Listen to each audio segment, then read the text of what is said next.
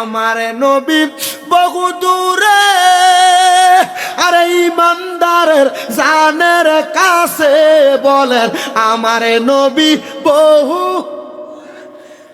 আরে ইমানদারের জানের কাছে উম্মতেরা সালামে দিলে উম্মতেরা নবী শুনতে পাইলে নিরা লাই গো নবী لخمسين امرأة القيم الواخر أو كما قال عليه الصلاة والسلام. وقال في حديث الشريف عن أنس بن مالك رضي الله تعالى عنه قال ألا أنبئكم بخياركم قالوا بلى يا رسول الله قال خياركم الذين إذا رؤوا ذكر الله عز وجل رواه ابن ماجه أو كما قال عليه الصلاة والسلام. وقال في شان حبيبه ومحبوبه ومعشوقه مخبرا وآمرا إن الله وملائكته يصلون على النبي يا أيها الذين آمنوا صلوا عليه وسلموا تسليما اللهم صل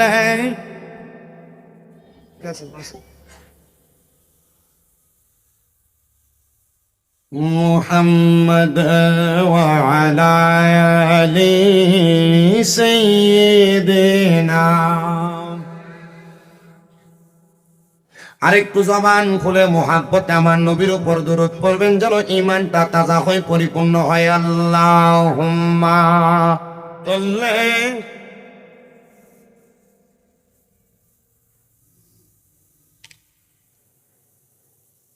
وعلى آل سيدنا. জীবন থাকবে যতদিন আমার বাঁচিয়া ধরাতে যাইব আমি নবীর জির শান এই ভব সংসার মাঝে আল্লাহুম্মা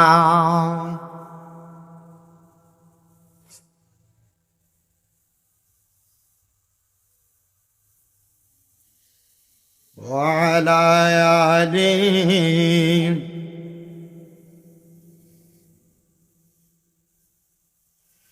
वो जिसके लिए महफिल कौनैन सजी है फिर दो से भरी जिसके वसीले से बनी है. वो जिसके लिए महफिल कौनैन सजी है फिर दो से भरी जिसके वसीले से बनी है. वो हाशिमी मक्की मदनी बोले अरबी है. वो हाशिमी की मदनी बोले अरबी है. वो मेरा नबी मेरा नबी मेरा नबी है. वो मेरा नबी मेरा नबी है. वो मेरा नबी है. वो मेरा नबी है. वो मेरा नबी है. वो मेरा नबी है. वो जिसके लिए महफिल कौनैन सजी है फिर दो से भरी जिसके वसीले से बनी है. वो हाशिमी मक्की मदनी बोले अरबी है. वो मेरा नबी मेरा नबी मेरा नबी है. वो मेरा नबी मेरा नबी है. अहमद है मोहम्मद है वही खत्म रसूल है. मखदूब मुरब्बी ही वही वाली कुल है. अहमद है मोहम्मद है वही खत्म रसूल है. मखदूम मुरब्बी है वही वाली कुल है. उस पर ही नजर सारे ज़माने की पड़ी है. उस पर ही नजर सारे हर ज़माने के पढ़ी है वो मेरा नबी मेरा नबी मेरा नबी है वो मेरा नबी मेरा नबी मेरा नबी है वो मेरा नबी है वो मेरा नबी है वो मेरा नबी है वो मेरा नबी है अल्लाहुम्मा सल्ली मौलाना मुहम्मद व अला आलि सय्यिदिना जिक्र ला इलाहा ला कलमा ला इलाहा ला पढ़न हस्बी रब्बी जल्लल्लाह ओ माफी कल्बी गैरुल्लाह नूरे मोहम्मद जो से नूरे मोहम्मद ला इलाहा इल्लल्लाह ला इलाहा ला इलाहा कायल हो में वलियों का अब्दुल कादिर जिलानी का कायल हो में वलियों का हजरत ख्वाजा अजमीर का मानती है हर जब दिल से मानती है हर जब दिल से जर जर पीरो मुर्शिद का ला इलाहा ला इलाहा হাইরে অনেক দূরে মদিনা আমরা কেমনে যাব জানি না বলেন আমরা মদিনা যাইতে চাই কি চাই না কারা কারা যাইতে চাই জবান খুলে একটু ডান হাতটা তুলে আল্লাহরে দেখান আর মুহাব্বত একটা তাকবীর হবে সবাইকে পুরো তাকবীর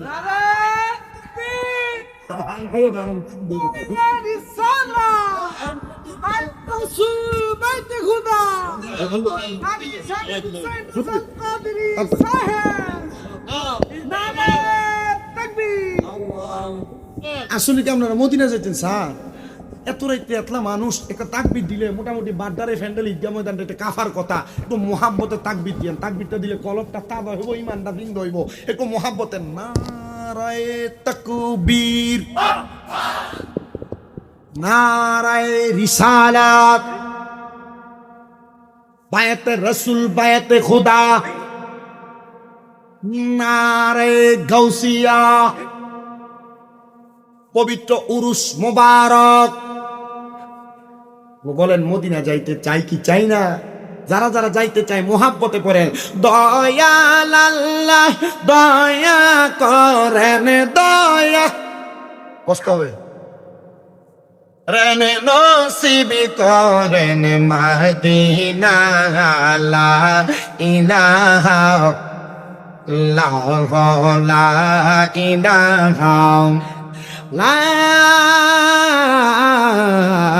ইলাহা ইল্লাল্লাহু মুহাম্মাদুর রাসূলুল্লাহ সাল্লাল্লাহু আলাইহি ওয়াসাল্লাম আসেন আমার বাবাজিরা বন্ধুরা ডাইনে বামে না তাকে কলব জিন্দা করার লক্ষ্যে মহান আল্লাহ জাল্লা শানুহুকে মুহাব্বতে ডাক দিবেন আর গভীরভাবে নিজের জীবনের গুনার কথা স্মরণ করবেন আর কলবে ধাক্কা দিবেন যেন আপনার আমার জীবনের গুনাহগুলো মাফ হয়ে যায় মুহাব্বতে জবান খুলে ডাক দেন আল্লাহ আল্লাহ আল্লাহ আল্লাহ আল্লাহ আল্লাহ Allah Allah Allah Allah Allah Allah ya আমার জায়গা হবে নি আমার মোরা লাইসের লাইগা মসজিদের পাশে আমার কবর দিও কইরা আমার জায়গা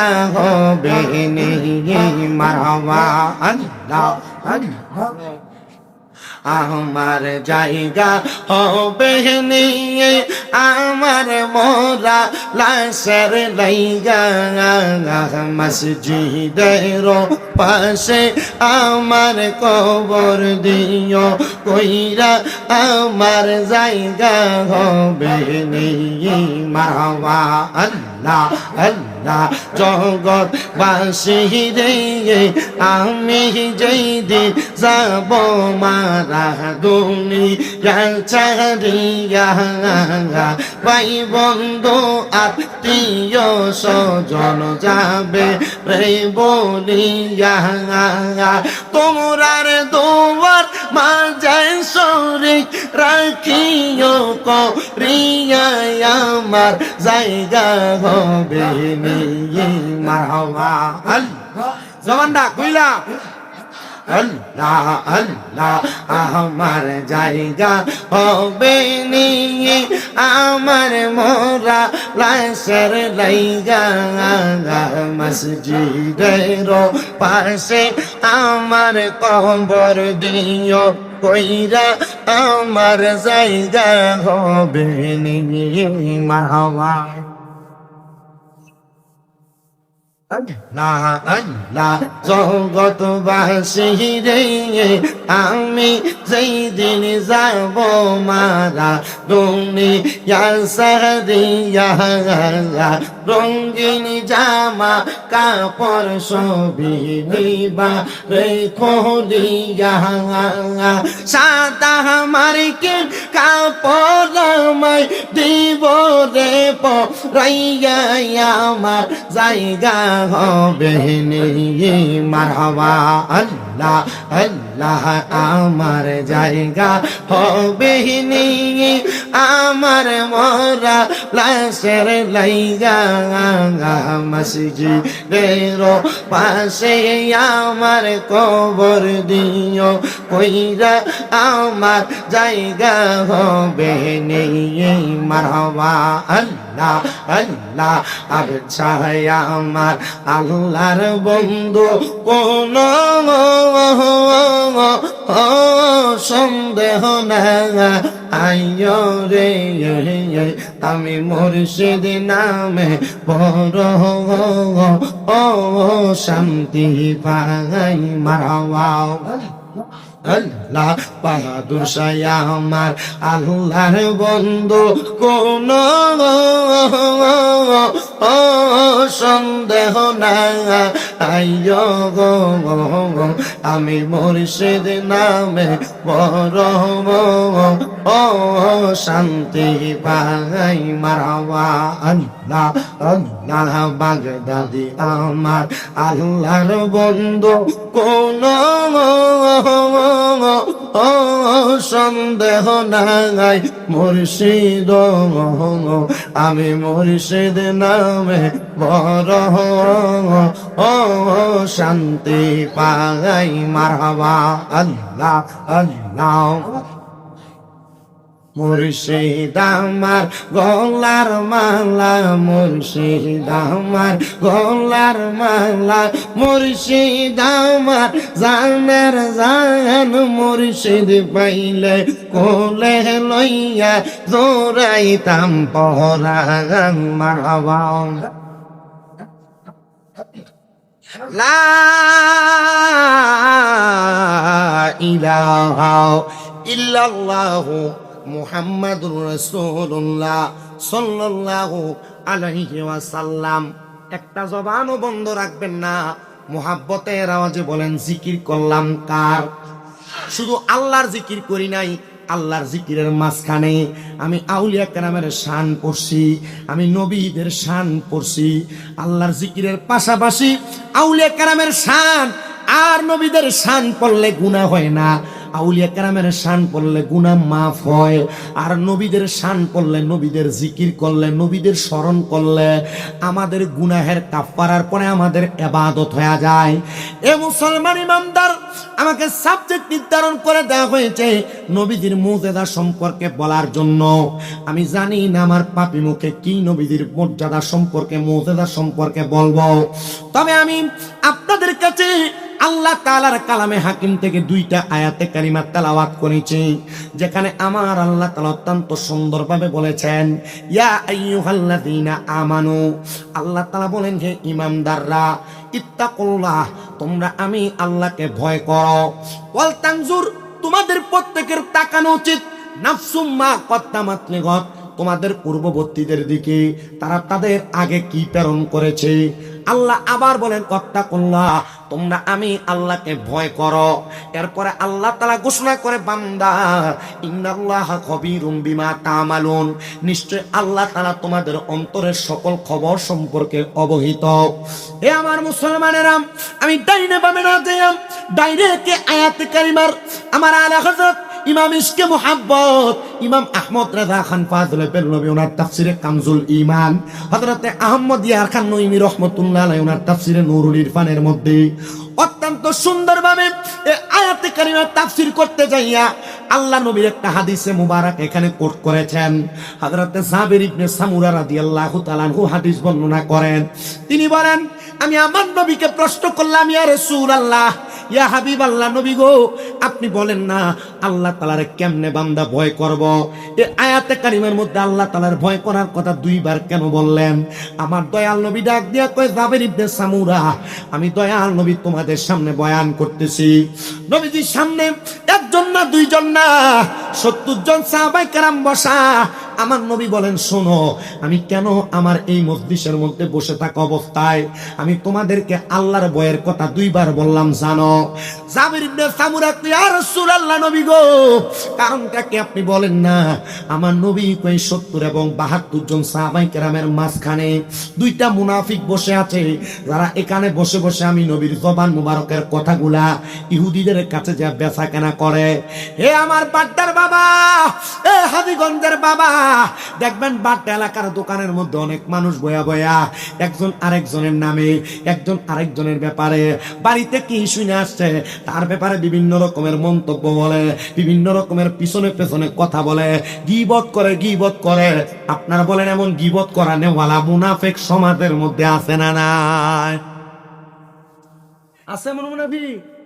ব্যাপারটা জোরে কয়, কারণ এবার লোক এমন দুই একটা ঘটনা ঘটছে, কথা কন না, এমন মুনাফিক আছে না নাই? এ বাবা, গীবত যারা করেন, আমি আমার আলোচনার ধারাবাহিকতা রক্ষা করার আগে আপনাদেরকে গীবতের ব্যাপারে 3টা হাদিসের বাংলা অনুবাদ শোনায় দেই।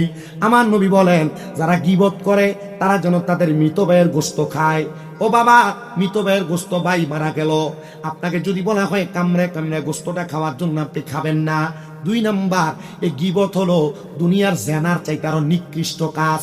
3 নাম্বার, আল্লাহর হাবিব ঘোষণা করতেছেন, যারা গীবত করে তারা যেন তার আম্মার সাথে 27 বার জেনা করে, 27 বার জেনা করে, 27 বার জেনা করে। আল্লাহর হাবিব একবার দুইবার না, অপর হাদিসে বলে 70 বার জিনা করে। এ বাবা, আপনি যদি আপনার আম্মা জানের সাথে মেলামেশা করার গুনাহ একবার গীবত করার কারণে আপনার আমলনামার মধ্যে লেখা হয়, আপনি কোনোদিন গীবত করবেন না। এই গুনাহের কথা যদি আপনার স্মরণ হয়, আপনি কোনোদিন পরনিন্দা করবেন না। দোকানে বসে বসে, চা দোকানে বসে, এই শুনছস নি অমুক তো এটা করছে, এই জানোস নি অমুক তো এটা করছে, এমন গীবত করব না। এমন গীবত থেকে আমরা দূরে থাকবো।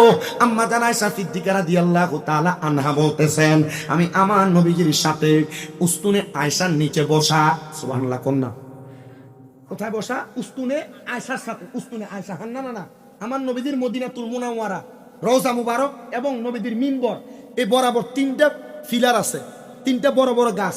একটা গাছের নাম উস্তুনে হান্নানা, যেটা ধরে আমার নবী খুতবা দিতেন। মাঝখানে একটা গাছ আছে, যে গাছের নাম উস্তুনে আহাদা, যেটার ভিতরে আমার নবীজি দূর দূরান্ত থেকে কোনো মানুষ আসলে এটার নিচে বৈশা নবী মেহমানদারি করতেন। আরেকটা গাছের নাম উস্তুনে আয়েশা, আমার নবী যখন একটু অস্বস্তি বোধ করতেন অথবা ঘুম ঘুম পাইতেন, আম্মা জান আয়েশা সিদ্দিকাকে নিয়ে গভীর রাত্রে উস্তুনে আয়েশার নিচে বসে আমার নবী বক্তব্য দিতেন। সুবহানাল্লাহ, জোরে কন্যা। এখন তো মসজিদে নববীর মধ্যে প্রবেশ করলে, মসজিদে নববীর ভিতরে প্রবেশ করে এই রিয়াজুল জান্নাতে ঢোকার জন্য নুসুক অ্যাপের মাধ্যমে সিরিয়াল নেওয়া লাগে, কিন্তু পূর্বে এমন সিরিয়ালের দরকার ছিল না। আমি গত বছর যখন গেছি উমরাতে, আমি ঢুকার পর আমি দেখলাম যে অবস্থাটা বেশি ভালো না, মনে হয় নামাজ 2 রাকাতই পড়া যাইব। রিয়াজুল জান্নাহ কিন্তু স্বাভাবিক জায়গা না। রিয়াজুল জান্নার ভিতরে আমার রহমাতুল্লিল আলামিন নবীজি এই জায়গাটারে জান্নাতের একটা টুকরা বইলা গেছে। কেমনে জানি একটু কিপটামি করে করে সুবহানাল্লাহ কয়। তাবারুকের মোটামুটি নমুনা যেটা আছে এটা আপনারা সুবহানাল্লাহর আওয়াজের কাছে একটু ফাল্লা দিয়ে ফাটতেছে না, একটু মোহাব্বতে কোন না সুবহানাল্লাহ। আমি এই জায়গাত নামাজ পড়তেছি, আমি ঠিক আল্লাহ রসুলের রওজা মুবারকটা যেদিকে সোনালি যে ফিলার এই একটা সিরিয়াল আছে এখান দিয়ে দাঁড়ায় 2 রাকাত পড়ছি। এখন দেখতেছি মোতোয়ারা ডাকতেছি আল্লাহ হাজি তাল তাল তাল তাল যা এখান থেকে তাড়াতাড়ি। তা আমি এখান থেকে লইরে আবার সামনের কাতারে গেছি, 2 রাকাতের বেশি তো করা যেত না, এনে করছি 2 রাকাত। চিন্তা করলাম এত কম নামাজ পড়বো, জান্নাতের একটা টুকরা আল্লাহ কোন দিন আনে না আনে। আবার গেছি 2 রাকাত, এখান থেকে একটু পিছনে দেয় কাতারের পিছনে আবার 2 রাকাত পড়ছি। চিন্তা করলাম ফললাম মাত্র 6 রাকাত, কামটা কেমন হইব না, আরো কিন্তু পড়তে পারলে মনে হয় একটু সুবিধাটা ভালো হোক। তারা জ্বালা তোর না হুন্ডা নষ্ট হয়ে গেছে, আইসত কেমনে দম কাটা।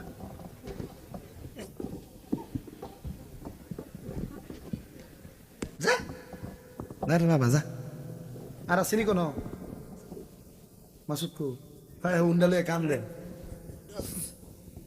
আরে দেখতেছি নলুয়া রাস্তার মধ্যে ভিতরে খারিয়ে দিচ্ছে। তো যে কথা, তো আমি 6 রাকাত নামাজ পড়ছি, আমি চিন্তা করলাম আর কত যদি পড়তে পারতাম। দেখেন মদিনাওয়ালা রোজার পাশে দাঁড়ায় শুধু কইতেছি ইয়া রাসূলুল্লাহ আপনার রোজার পাশে আর 2 রাকাত নামাজ পড়তে পারলে ভালো লাগতো, আর মদিনাওয়ালার সাথে সাথে কবুল করতেছি। আমি এখানে দাঁড়ায় রয়েছি, তো ওই দিক দিয়ে আমার সাথে আমি যে হজে গেছি লন্ডনের মঞ্চেস্টার থেকে আমার এক বাবা যান আবু সঈদ কবি, উনি ওখানে গেছে। উনি যে মুতোয়া ডিস্টার্ব করবে মুতোয়ার সাথে ইংলিশে কথা কইতেছে আর আমার ভীষণ দিয়ে ইশারা দিচ্ছে। আমি আল্লাহ রসুলের যে যার মিম্বরে দাঁড়িয়ে খুতবা দিতে এই মিম্বরে সিবাটার ভিতরে ঢুকে গেছি। 2 রাকাত করে শর্টকাট 3 আয়াত করে দিয়ে আমি 4 রাকাত নামাজ পড়ছি, মানে মোট 10 রাকাত। মারহাবা কয় না। আর আমি মক্কাতুল মুকাররমা এবং মদিনাতুল মুনাওয়ারা, বদর, উহুদ, খন্দক একবার যতগুলা জায়গা আছে সবগুলা ঘুরার আগে যেখানে ঢুকমু ঢুকার এটা বেরো গেছে। এখন কইলে হয়ে যাবা কমক জায়গার গুগলে ঢুকে সার্চ দিয়ে লিখতাছি এই জায়গাটার কি হিস্টোরি আছে। আমার মনে হয় শুধু আমি 15 দিনের হজের সফরে যা শিখছি আল্লাহ রসুলের শান, আমার মনে হয় আমি আমার এই এত বছর বয়স যে 26-27 বছর আমি এত বেশি পড়তে পারি শুধু 14 দিনে।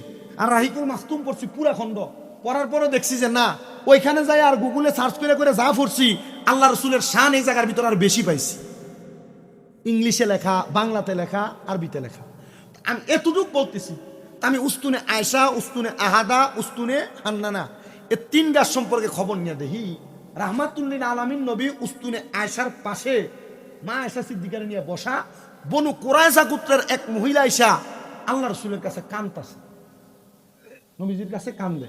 হ্যাঁ বনু কুরাইজার মহিলা, মা বোনেরা শুনেনি পর্দার হলে মহিলার লেগে কাম হইব। মহিলা কান্না করেন কেন? আম্মা জানা আয়েশা সিদ্দিকা রাদিয়াল্লাহু তাআলা আনহা বলেন আমি বনি কুরাইজার ওই মহিলারে দেখে আমি আবার নবীজির চোখের আড়াল হয়ে গেলাম। আমি দেখলাম আমার নবীজির সামনে মহিলাটা কান্না করতেছে। আল্লাহর হাবিব প্রশ্ন করে এ বনু কুরাইজার মহিলা কান্না করার কারণটা জানতে চাই। মহিলা ডাক দিয়ে কই ইয়া রাসূলুল্লাহ আমি আমার যে মায়ের গর্ভ থেকে জন্মগ্রহণ করেছি আমার আম্মা জান গতকালকে ইন্তেকাল করেছেন। ইয়া রাসূলুল্লাহ আমার আম্মা জানের হিউজ পরিমাণ অনেক সম্পদ আছে। নবী গো আমার আম্মা জান ইন্তেকাল করার সময় জবানটা বোবার মতো হয়ে গেছে, কথা বলতে পারে নাই। অনেক মানুষ এভাবে মারা যায় না? আমার নবীকে বলেন ইয়া রাসূলুল্লাহ আমার মা যে এমন ভাবে মারা গেছে নবীজি আমার মনে হইতেছে আমি আমার আম্মা জানকে বোবা হওয়ার আগে কালেমা পড়াইছিলাম। নবী গো আমার আম্মা জান যদি কথা বলতে পারতেন, আম্মা জানের এত সম্পদ থেকে আমার মনে হয় আমার আম্মা জান সাদাকা করতেন। অবাক, সাদাকা করতেন? বলে হ্যাঁ ইয়া রাসূলুল্লাহ এখন আপনি আমাকে বলেন না আমি কি আমার মায়ের দেওয়া সম্পদ থেকে সাদাকা করতে পারবো কিনা? আপনারা যারা আপনাদের বাবার সম্পত্তি ব্যবহার করেন, আপনারা যারা আপনাদের মায়ের ওয়ারিসদার সম্পত্তি ব্যবহার করেন, মা বাবার সম্পত্তি ব্যবহার করলে চলবে না। মা বাবার দেওয়া সম্পত্তিকে আপনি আল্লাহর রাস্তায় মাঝে মাঝে ব্যয়ও করা লাগবে। আমি আপনাদের কাছে আমার বয়ানের ধারাবাহিকতায় কিছু কথা বলে যে একটু মনোযোগ দিয়ে শোনার চেষ্টা করেন। আল্লাহর হাবিব বলেন এ মহিলা তুমি যদি চাও তোমার এই টাকা পয়সা সম্পদ থেকে তুমি তোমার মায়ের পক্ষ থেকে তুমি আল্লাহর রাস্তার মধ্যে সাদাকা করতে পারো। ইয়া রাসূলুল্লাহ, আপনি বলেন না গো নবী, আমি কি সাদাকা করলে আমার আম্মা জান শান্তি পাবে, আমার আম্মা জানের রুহুটা শান্তি পাবে? নবী আমার বলে, মহিলা তুমি তোমার আম্মা জানের পক্ষ থেকে পানি সাদাকা করো। মহিলা ডাক দিয়া কই, ইয়া রাসূলুল্লাহ নবী গো, আমি আপনি সাক্ষী থাকেন, আমি আমার আম্মা জানের মোহাব্বতে আমি এই জায়গার মধ্যে আরবের মানুষ এবং আরবের বেদুইনদের জন্য তারা যেন পানি আহার এবং পান করতে পারে, আমি এই জায়গাতে একটা কূপ খনন করে দিলাম। আল্লাহর হাবিব বলেন, তুমিও সাক্ষী থাকো বনু কুরায়দার মহিলা, তোমার আম্মা জান যেহেতু কবরের বাসিন্দা, এই কূপের মধ্য থেকে যত মানুষ পানি পান করবে আমার আল্লাহ তাআলা তোমার আম্মা জানের কবরের মধ্যে সারাবাম তাহুরা দান করে দিবে। ওই মহিলা চলে গেলেন, কূপ খনন করে দিলেন। পরের দিন ওই মহিলা কান্না করতে করতে আমার নবীজির দরবারে আগমন করলেন। আগমন কইরা ডাক দিয়ে কই, ইয়া রাসূলুল্লাহ নবী গো, আমি তো মারাত্মক একটা বড় স্বপ্ন দেখছি। আল্লাহর হাবিব বলেন, এ মহিলা তুমি কি স্বপ্ন দেখছো, তোমার কথা আমি জানতে চাই। মহিলা ডাক দিয়ে কই, ইয়া রাসূলুল্লাহ, আমি স্বপ্ন দেখছি গো, আমার আম্মা জানকে যিনি বসে আছেন, বসে বসে কত রং বেরঙের শরাব পান করতেছে। আমি আমার মারে প্রশ্ন করলাম, আম্মা জান এমন শরাব আপনি কোথায় পেলেন আর কোন জায়গা থেকে পাইলেন? আমার আম্মা জান বলে, মা তোমার মতো একজন নেককার কন্যা সন্তান আমি দুনিয়াতে রাইখে আসছি, আর তোমার সাদাকার বিনিময়ে আমার আল্লাহ তাআলা আমি মা জননীকে জান্নাতের শরাব পান করে দিতেছে। কেন বলতেছি শুনেন। এরপরের দিন নবীজির দরবারে হযরতে সাদ ইবনে উবাদা রাদিয়াল্লাহু তাআলা আনহু, আমার নবীর প্রখ্যাত একজন সাহাবী সাদ ইবনে উবাদা রাদিয়াল্লাহু তাআলা আনহু আগমন করছে। ইয়া রাসূলুল্লাহ, কান্তাছে, চোখের পানি পড়ে। ইয়া রাসূলুল্লাহ নবীজি, আমার আম্মা জান ইন্তেকাল করেছে, আমি আমার মার জানাজার নামাজ চাইছি না। আচ্ছা, কোন সন্তানের মা বাপ মরে গেলে যদি জানাজাটা না পড়াইতে পারে, কলকাতা সিরা যায় না? সাদ ইবনে উবাদা কই, ইয়া রাসূলুল্লাহ নবী গো, আমি আমার মায়ের জানাজার নামাজ পাই নাই, কিন্তু আমার মা আমার জন্য অনেক সম্পদ রেখে গেছে। ইয়া রাসূলুল্লাহ, ইয়া হাবিবাল্লাহ নবী গো, এই সম্পদগুলা আমি কি করব আমি বুঝতেছি না। নবী গো, আমি আমার মায়ের জানাজা যেহেতু পাই নাই, আপনি বলেন না আমি কি আমার আম্মা জানের জন্য কোনো ইসালে সওয়াব পাঠাইতে পারি নাকি? এমন কি কাজ আছে যেটা করার মাধ্যমে আমার আল্লাহ তাআলা আমার আম্মা জানের কবরে নাজাত প্রদান করবে? নবী আমার ডাক দিয়া কই, সাহাবী সাদাকা। ওই সাহাবী ডাক দিয়া কই, ইয়া রাসূলুল্লাহ আপনি সাক্ষী থাকেন গো নবী, আপনি সাক্ষী থাকেন। আমার একটা মিখওয়াদা নামক খেজুরের বাগান আছে, একটা খেজুরের বাগান আছে সাদ ইবনে উবাদার, মিখওয়াদা। ওই খেজুরের বাগানটা আমি আমার মায়ের নামের উপরে আল্লাহর ওয়াস্তে আমি সাদাকা করে দিলাম। আমার নবী কয়, সাহাবী তুমিও সাক্ষী থাকো, এই খেজুরের বাগান থেকে যত মানুষ খেজুর আহার করবে আমার আল্লাহ তাআলা তোমার আম্মা জানের কবরে নাজাত প্রদান করবে। নবী যখন এই কথা বললেন, এই কথার মধ্যে ৭২ জন সাহাবীর মধ্যে হযরত সাদ ইবনে উবাদা একজন, কিন্তু মুনাফিক 2 জন যখন এই কথা বললেন, আল্লাহ সাথে সাথে আয়াত নাযিল করে দিলেন পূর্ববর্তীদের কথা খেয়াল করতে। মুনাফিক বেঈমান ইহুদিরা আল্লাহর হাবিবের দরবারে যারা আগমন করতেন, তারা আমার নবীজির কথাগুলা নিয়ে সমালোচনা করতেন, বাজে কথা বলতেন, মন্তব্য করতেন। আর আল্লাহর হাবিব তখন তাদের পূর্ববর্তীদের কথা স্মরণ করে দিলেন। পূর্ববর্তী এমন অনেক মহিলা ছিল, অনেক পুরুষ মানুষ ছিল, যারা একজনের কথা নিয়ে অন্যজন সমালোচনা করতেন। আল্লাহর হাবিব বলে, তোমরা কি জানো ফারাজ নামক একজন লোক ছিল এই গোত্রের মানুষের, যাদের ফারাজ নামক লোকটা মানুষের কথা নিয়ে পেছনে পেছনে সমালোচনা করত, মন্তব্য করত। তো আল্লাহর হাবিব সাল্লাল্লাহু আলাইহি সাল্লামের স্ত্রী আম্মা জান আয়েশা সিদ্দিকা ছোট বয়স দেখা ফারাজ নামক লোকটা আল্লাহর হাবিবের স্ত্রীর ব্যাপারে বাজে মন্তব্য করা শুরু করেছে। নবী আমার বলেন, তোমরা কি জানো, তোমরা যারা আমার দরবারের কথাগুলো নিয়ে বাহিরে বাহিরে সমালোচনা করো, ওই ফারাজ নামক লোকটা ইন্তেকাল করার সময় তার মুখ 2টা ভাগ হয়ে গেছিল, তার দাঁতগুলো পড়ে গেছিল।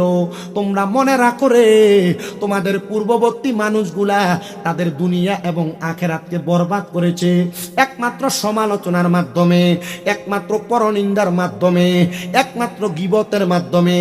আমি নবী তোমাদের কাছে আবেদন জানাই, তোমরা কখনো পরনিন্দা করবা না, খোদাভীতি ধারণ করবা।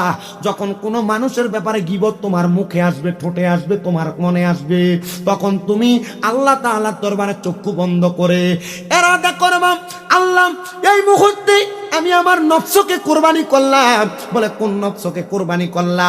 আল্লামা জালালউদ্দিন রুমি রহমতুল্লাহ আলাইহি বলে, মানুষের সমালোচনা, মানুষের গীবত, মানুষের পরনিন্দা যে নফস করে, ওই নফসটার নাম হলো নফসে আম্মারা। নফসে আম্মারা ওই নফসটা মানুষের সমালোচনা এবং গীবত, পরনিন্দা, গুনার কাজের মধ্যে মানুষকে নিয়ে যায়। উনি বলেন, এই নফসের দোকার মধ্যে পইরা তখন তুমি চক্ষুটা বন্ধ কইরা আমার আল্লাহ তাআলার কাছে দোয়া করবা, ওগো আল্লাহ, আপনার দরবারে ফরিয়াদ জানাই, আমি এই মুহূর্তে আমার একটা নফসের গুনাহকে আমি জবাই করলাম, কুরবানি করলাম। তোমার শাহ সুফি আলহাজ আকবর আলী ফাটোয়ারি রহমতুল্লাহ আলাইহি মাজারে উরুস করেনি, এটা বন্ডামি ছাড়ার কিটা, এটা মনে আইছে কিন্তু আপনি এটা মুখে প্রকাশ করেন নাই। এই মুখ থেকে বাহির করার আগে আপনি এটা জবাই করে দিয়েছেন। আল্লাহর নবী বলতেছেন, 1000 উট কোরবানি করলে যে সওয়াব, একটা গীবত মুখের আগায় আসছে, বাহির করে নাই, আর আমল নামায় 1000 উট কোরবানির সওয়াব দেয়। আপনার কষ্ট হইতেছে? যেহেতু রাহমাতুল লিল আলামিন নবীর মুজিজার বয়ান, আমি আপনাদের কাছে বিভিন্ন দিকের বয়ান করে করে নবীজির মুজিজাগুলা তুলে ধরার চেষ্টা করব। এবার আসেন আমার নবী রাহমাতুল লিল আলামিন নবীর দরবারে। হযরত ওমর ইবনে খাত্তাব রাদিয়াল্লাহু তাআলা, বেশি উপরের ক্লাস না, মাত্র মাদ্রাসার ক্লাস, আলিম প্রথম বর্ষের ভিতরে হাদিসে মিশকাতুল মাসাবিতে হাদিস শরীফটা কত সুন্দর করে দেওয়া। হযরত ওমর রাদিয়াল্লাহু তাআলা আমার নবীজির দরবারে বিচার নিয়ে আসছে, ইয়া রাসূলুল্লাহ, জি নবীজি, আপনি জানেন আপনার দরবারে যে আমি আগমন করি, আমি যে আপনাকে বেশি মোহাব্বত করি, আপনার সঙ্গে কথোপকথন করি, আপনার সঙ্গে আমার একটা প্রেমের সম্পর্ক। ইয়া রাসূলুল্লাহ, নবী গো, ও মায়ার নবী রাহমাতুল লিল আলামিন নবী, আমাকে অন্যান্য সাহাবায়ে কেরাম আমার আগে আসার জন্য চেষ্টা করে। নবী আমার ডাক দিয়ে বলে, ওমর, তোমার আগে আসার চেষ্টা করে কিন্তু তারা তোমার আগে আসতে পারে না। আমার রাহমাতুল লিল আলামিন নবী যখন এই জবাব দেয়, হযরত ওমর ইবনে খাত্তাব বলে, ইয়া রাসূলুল্লাহ, এখন থেকে আমি আরো আগে আপনার দরবারে আসার চেষ্টা করব, আরো আগে আসব। আমার নবী ডাক দিয়ে কই, এরপরের দিন হযরত ওমরের নামে আমার কাছে আমি নবীর আরেকজন সাহাবা বিচার নিয়ে আসছে। ইয়া রাসূলুল্লাহ, হযরত ওমর আমাকে গালের মধ্যে আঘাত করছে। একটু রাগান্বিত সাহাবী, জোরে থাপ্পড় মারছে। কি করছে? আমার নবীজি প্রশ্ন করেন, এ সাহাবী, হযরত ওমর তোমাকে এমনি এমনি আঘাত করে নাই? কারণ সাহাবায়ে কেরাম হলো আমাদের সত্যের মাপকাঠি। সাহাবায়ে কেরাম যদি বেইনসাফের সাথে আঘাত করে, এটা হতে পারে না, আমরা তাদের থেকে শিখব। নবী আমার ডাক দিয়া কই, শোনো, আমার ওমর যদি তোমাকে আঘাত করে থাকে, ঠিক করেছে। হযরত ওমর রাদিয়াল্লাহু তাআলা আনহু দেখছে যে বিশাল লই ওই সাহাবী আগমন করছে, মাথাটা নিচা কইরা আল্লাহর হাবিবের দরবারে আগমন করছে। আমার নবী রাহমাতুল লিল আলামিন নবীকে, ইয়া ওমর, ওমর তুই যে সামনে আসছো, ওমর কথা বলে না, আজকে সালামও দিছে একবারে নিম্ন ভাষায়। অন্যদিন আসসালামু আলাইকুম, আসসালাতু ওয়াসসালামু আলাইকা ইয়া রাসূলুল্লাহ, সালামুন আলাইকা ইয়া রাসূলুল্লাহ কে সালাম দেয়, কিন্তু এই দিন হযরত ওমর একবারে নিচা সুরে সালাম দিছেন।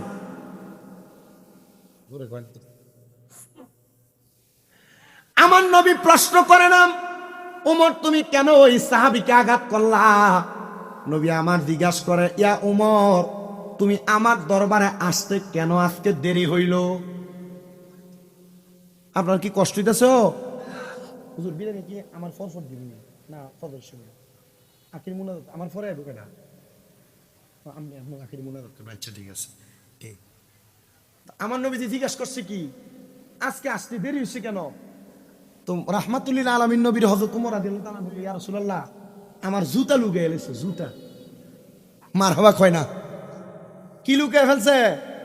আমার জুতা লুকে ফেলছে। রাহমাতুল লিল আলামিন নবী মুস্কি মুস্কি হাসে। ওই সাহাবীর মনটা বেদার হয়ে গেছে। ইয়া রাসূলুল্লাহ, ও মায়ের নবী, আপনার কাছে জানতে চাই, আপনি কি হযরত ওমরের বিচার করবেন না?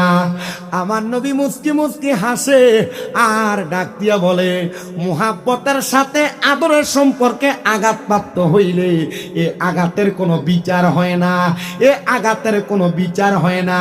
ওই সাহাবী বলে, ইয়া রাসূলুল্লাহ, আমি তো আপনারেও মুহাব্বত করে আসার জন্য হযরত ওমরের জুতাটা লুকাইছিলাম। তো হযরত ওমর রাদিয়াল্লাহু তাআলা আনহু কেন আমার গালে আঘাত লাগাইলো? বলে, হযরত ওমর যে তোমার আগে মদিনাতে আসতে পারবে না, এই জন্য তোমার গালের মধ্যে আঘাত লাগাইয়া দিছে। এ সাহাবী রে, তুমি আমার ওমরের প্রতি রাগান্বিত থাকবা না। আল্লাহর হাবিব সাল্লাল্লাহু আলাইহি ওয়াসাল্লাম বলে, কোন মুসলমানের প্রতি রাগান্বিত থাকে আর যদি ইসলামের সাথে মুহাব্বতের সাথে ওই রাগটাকে ত্যাগ করে, আমি নবীজি তার দিকে মুস্কি হাসি দিব এবং তার হাতে ধরে ধরে আমি নবী জান্নাতে নিয়ে যাব। রাগের হাদিস, রাগের। আপনারা যে রাগ করেন না, ইসলামের সাথে মানা করে রাগ বলে করেন আব্বা, আরে করেন রাগ, হুদা বাইত বেরিয়ে করেন না রাগ, ইটা রাগ বেশি, অন্যদিকে ফিরে উঠতে থাকেন আপনারা। আপনার কি কষ্ট হইতেছে? আমি জানি না আসলে আপনারা কোন লেভেলের ওয়াজ শুনেন। আমি এদিকে আর আইছিলাম না, কোনো দিকে এ মাহফিল আইছি না, তবে এদিকে ভিতরে গেছিলাম, আমার মনে আছে। খাদিয়ে কম দানের পরে আর রাখিনি, পাতানি এরা ভালো মানুষ, শতানিস কোনা নেই হুজুরে সরে দিকে মুম্বাই। আচ্ছা, এটা কিসের হাদিস শুনাইলাম আপনারা? রাগ রাগ রাগ রাগ করেন না, রাগ না করলে লাভ আছে নি? যদি নবীরে মনে করেন যে রাহমাতুল আলামিন হাতে ধরে জান্নাতে দেবেন নবীজির, তাহলে রাগ করা বন্ধ। আল্লাহ কবুল করো। আমার নূরের নবী রাহমাতুল আলামিন নবী আমার শুনায়া দে উম্মত, তাহলে আমি নবীজি তার হাতে ধরে কোথায় নিয়ে যাব? জান্নাতে নিয়ে যাব। মারহাবা কোন? এবার আমার নবীজি রাহমাতুল আলামিন নবীর সাহাবায়ে কেরামের ঘটনা থেকে নবীর মুজিজা বুঝলেন। নবীজি শুধু জান্নাতে নিয়ে যাবেন, দেখেন দুনিয়াতে জান্নাতে সুসংবাদ দেয় রাহমাতুল আলামিন নবী, আর ওই নবীজির উম্মত হয়ে আমরা দুনিয়াতে গুনাহ, সুদ, ঘুষ, জিনা, ব্যভিচার, পরনিন্দা, গীবত, রাগারাগি, মারামারি, হানাহানি করতেছি। আর করি বিদায় পরশুদিন এমন একটা লারা দিছে ভূমিকম্প, পুরাটা দুনিয়া লেড়ে লেছে। ভূমিকম্প যদ্দুর মানুষটা না লারছে, ফেসবুকের ভিতরে ঢুকিয়ে দিই শুধু ভূমিকম্প ভূমিকম্প ভূমিকম্প, এরা ফেসবুকে ভূমিকম্প তুলে লাইছে।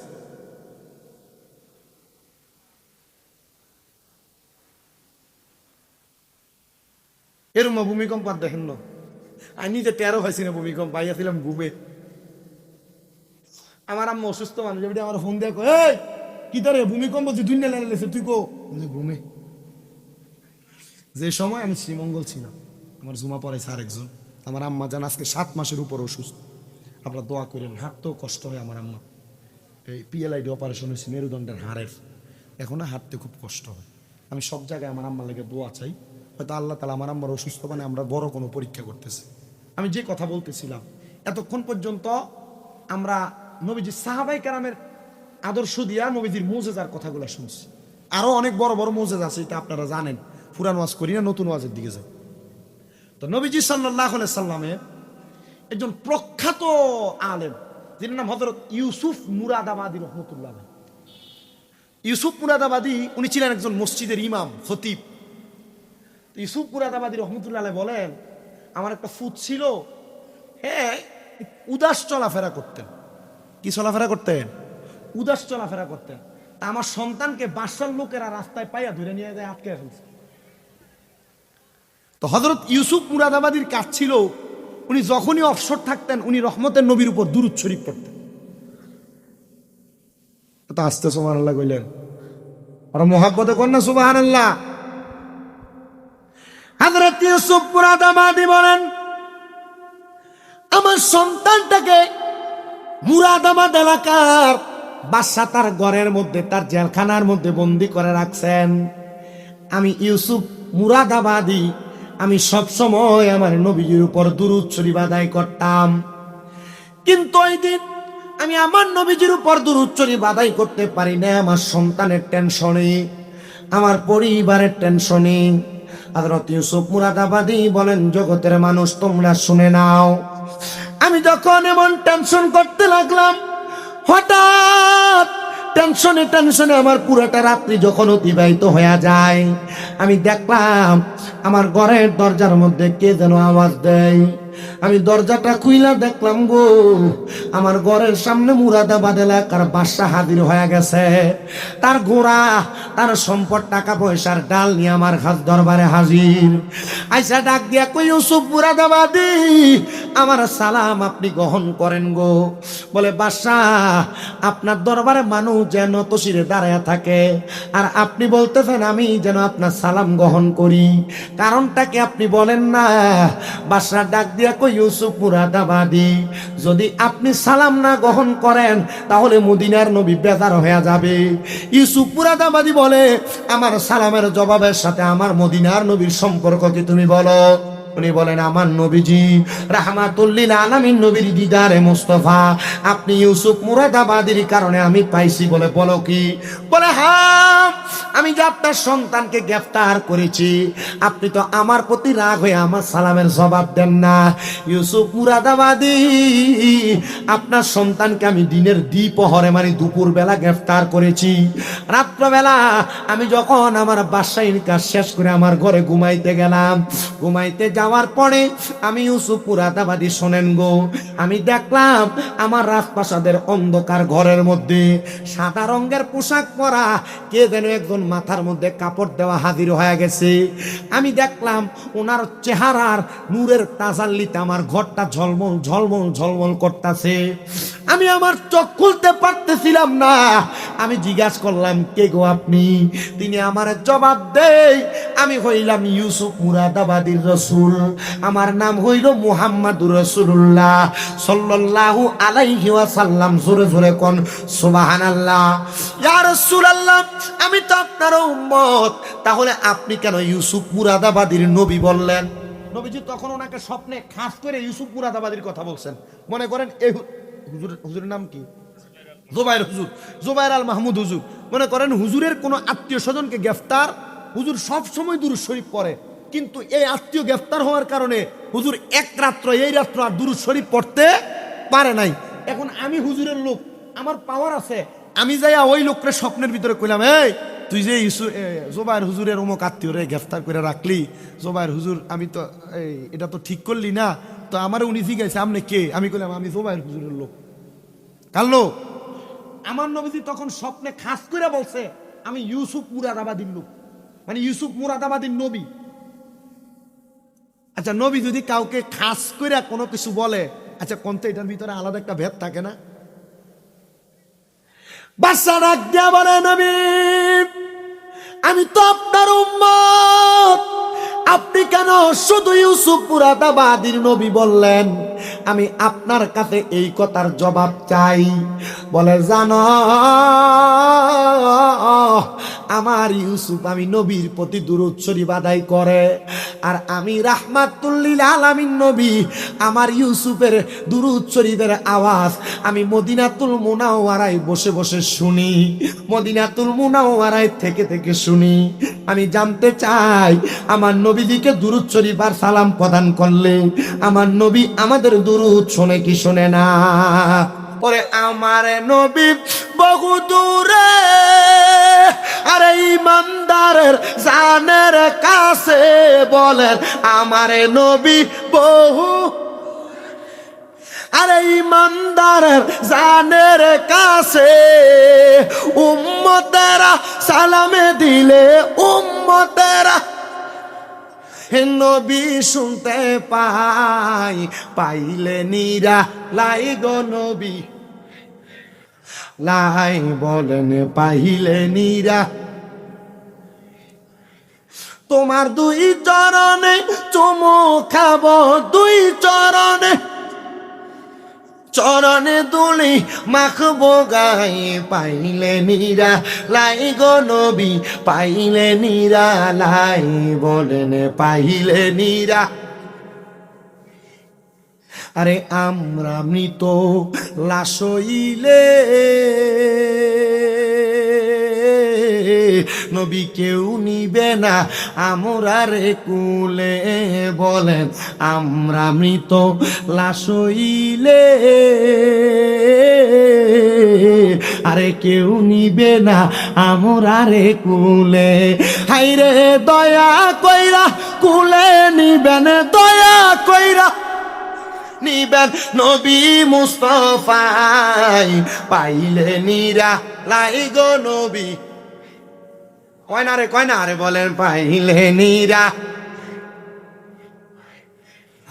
আপনার দুই কদমে চুমো খাবো, দুই কদমে চরণে দুলা মাখবো গায়ে, পাইলে নিরা লাই গো নবী, পাইলে নিরা লাই, পাইলে নিরা লাই গো নবী।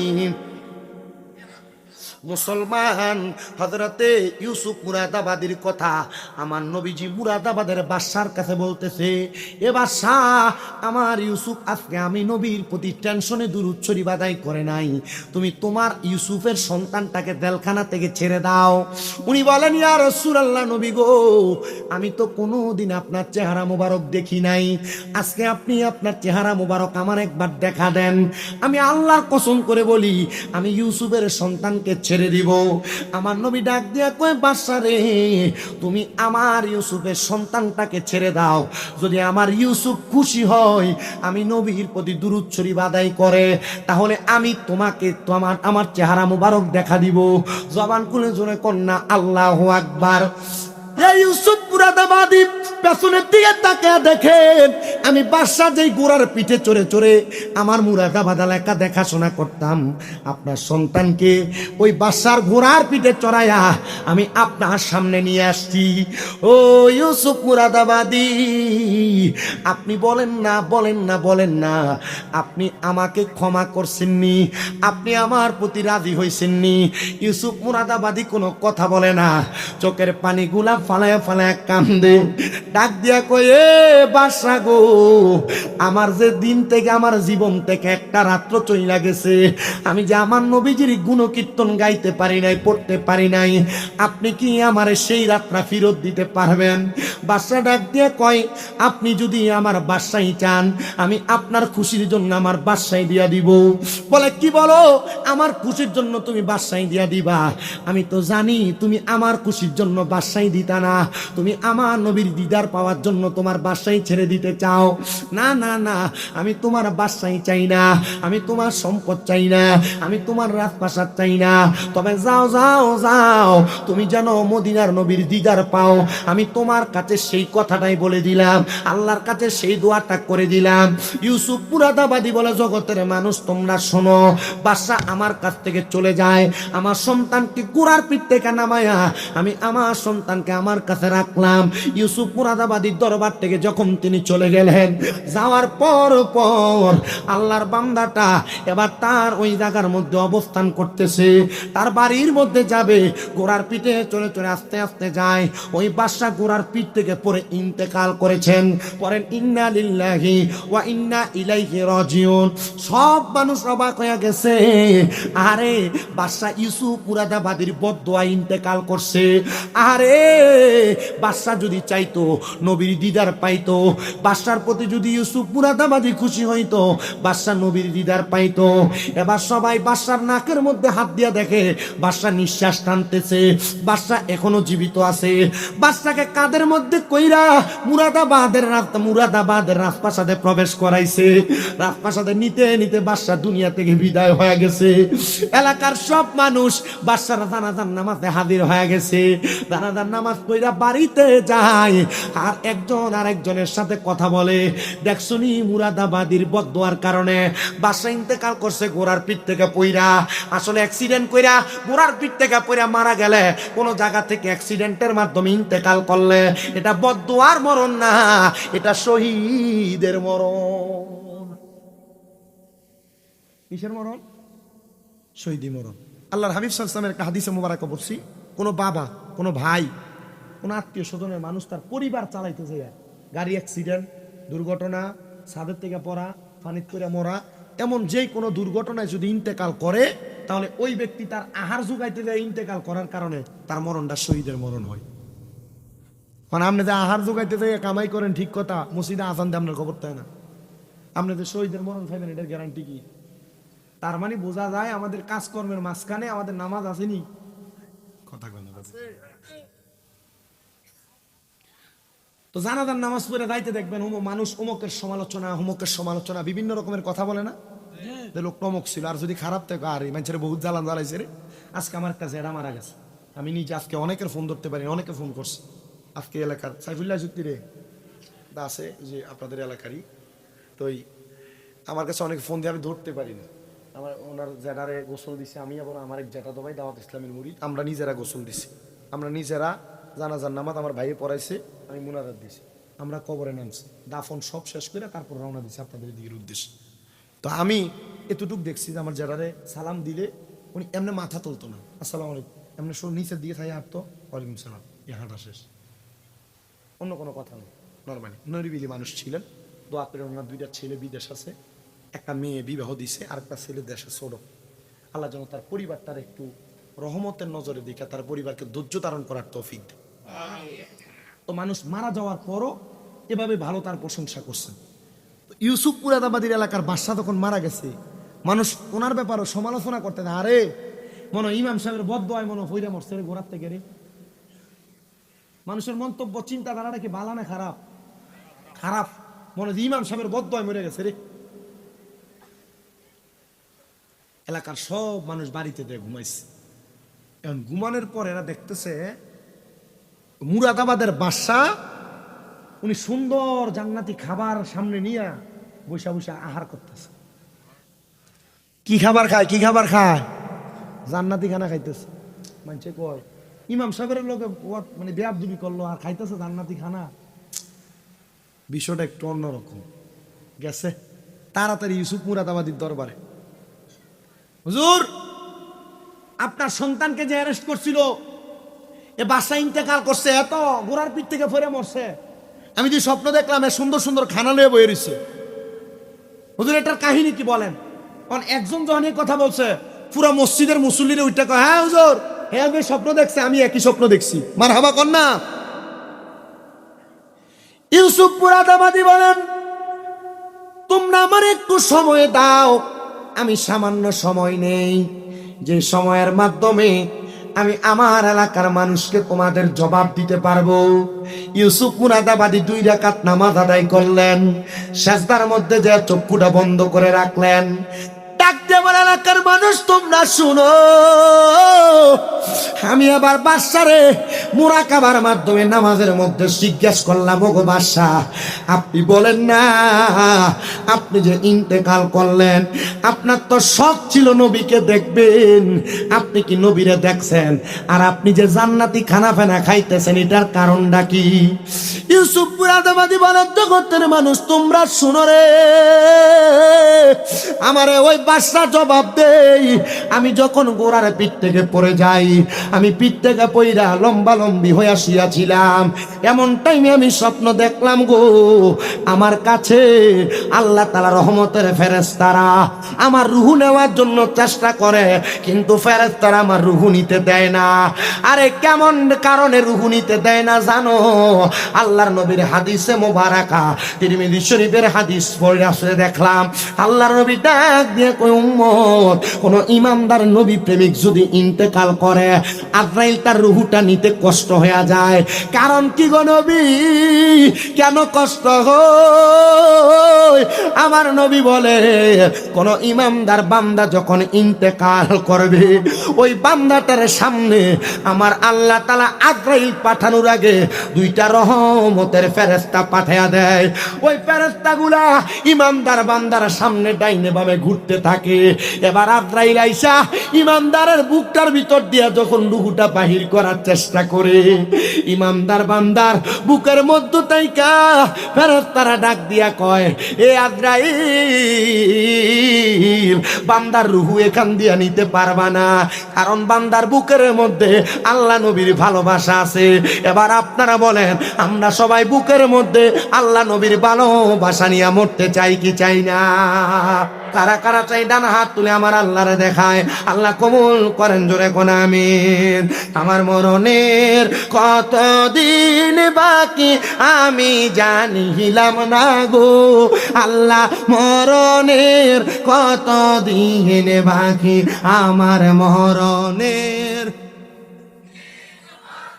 আমি জানিলাম না গো, আল্লাহ মরণের কতদিন বাকি।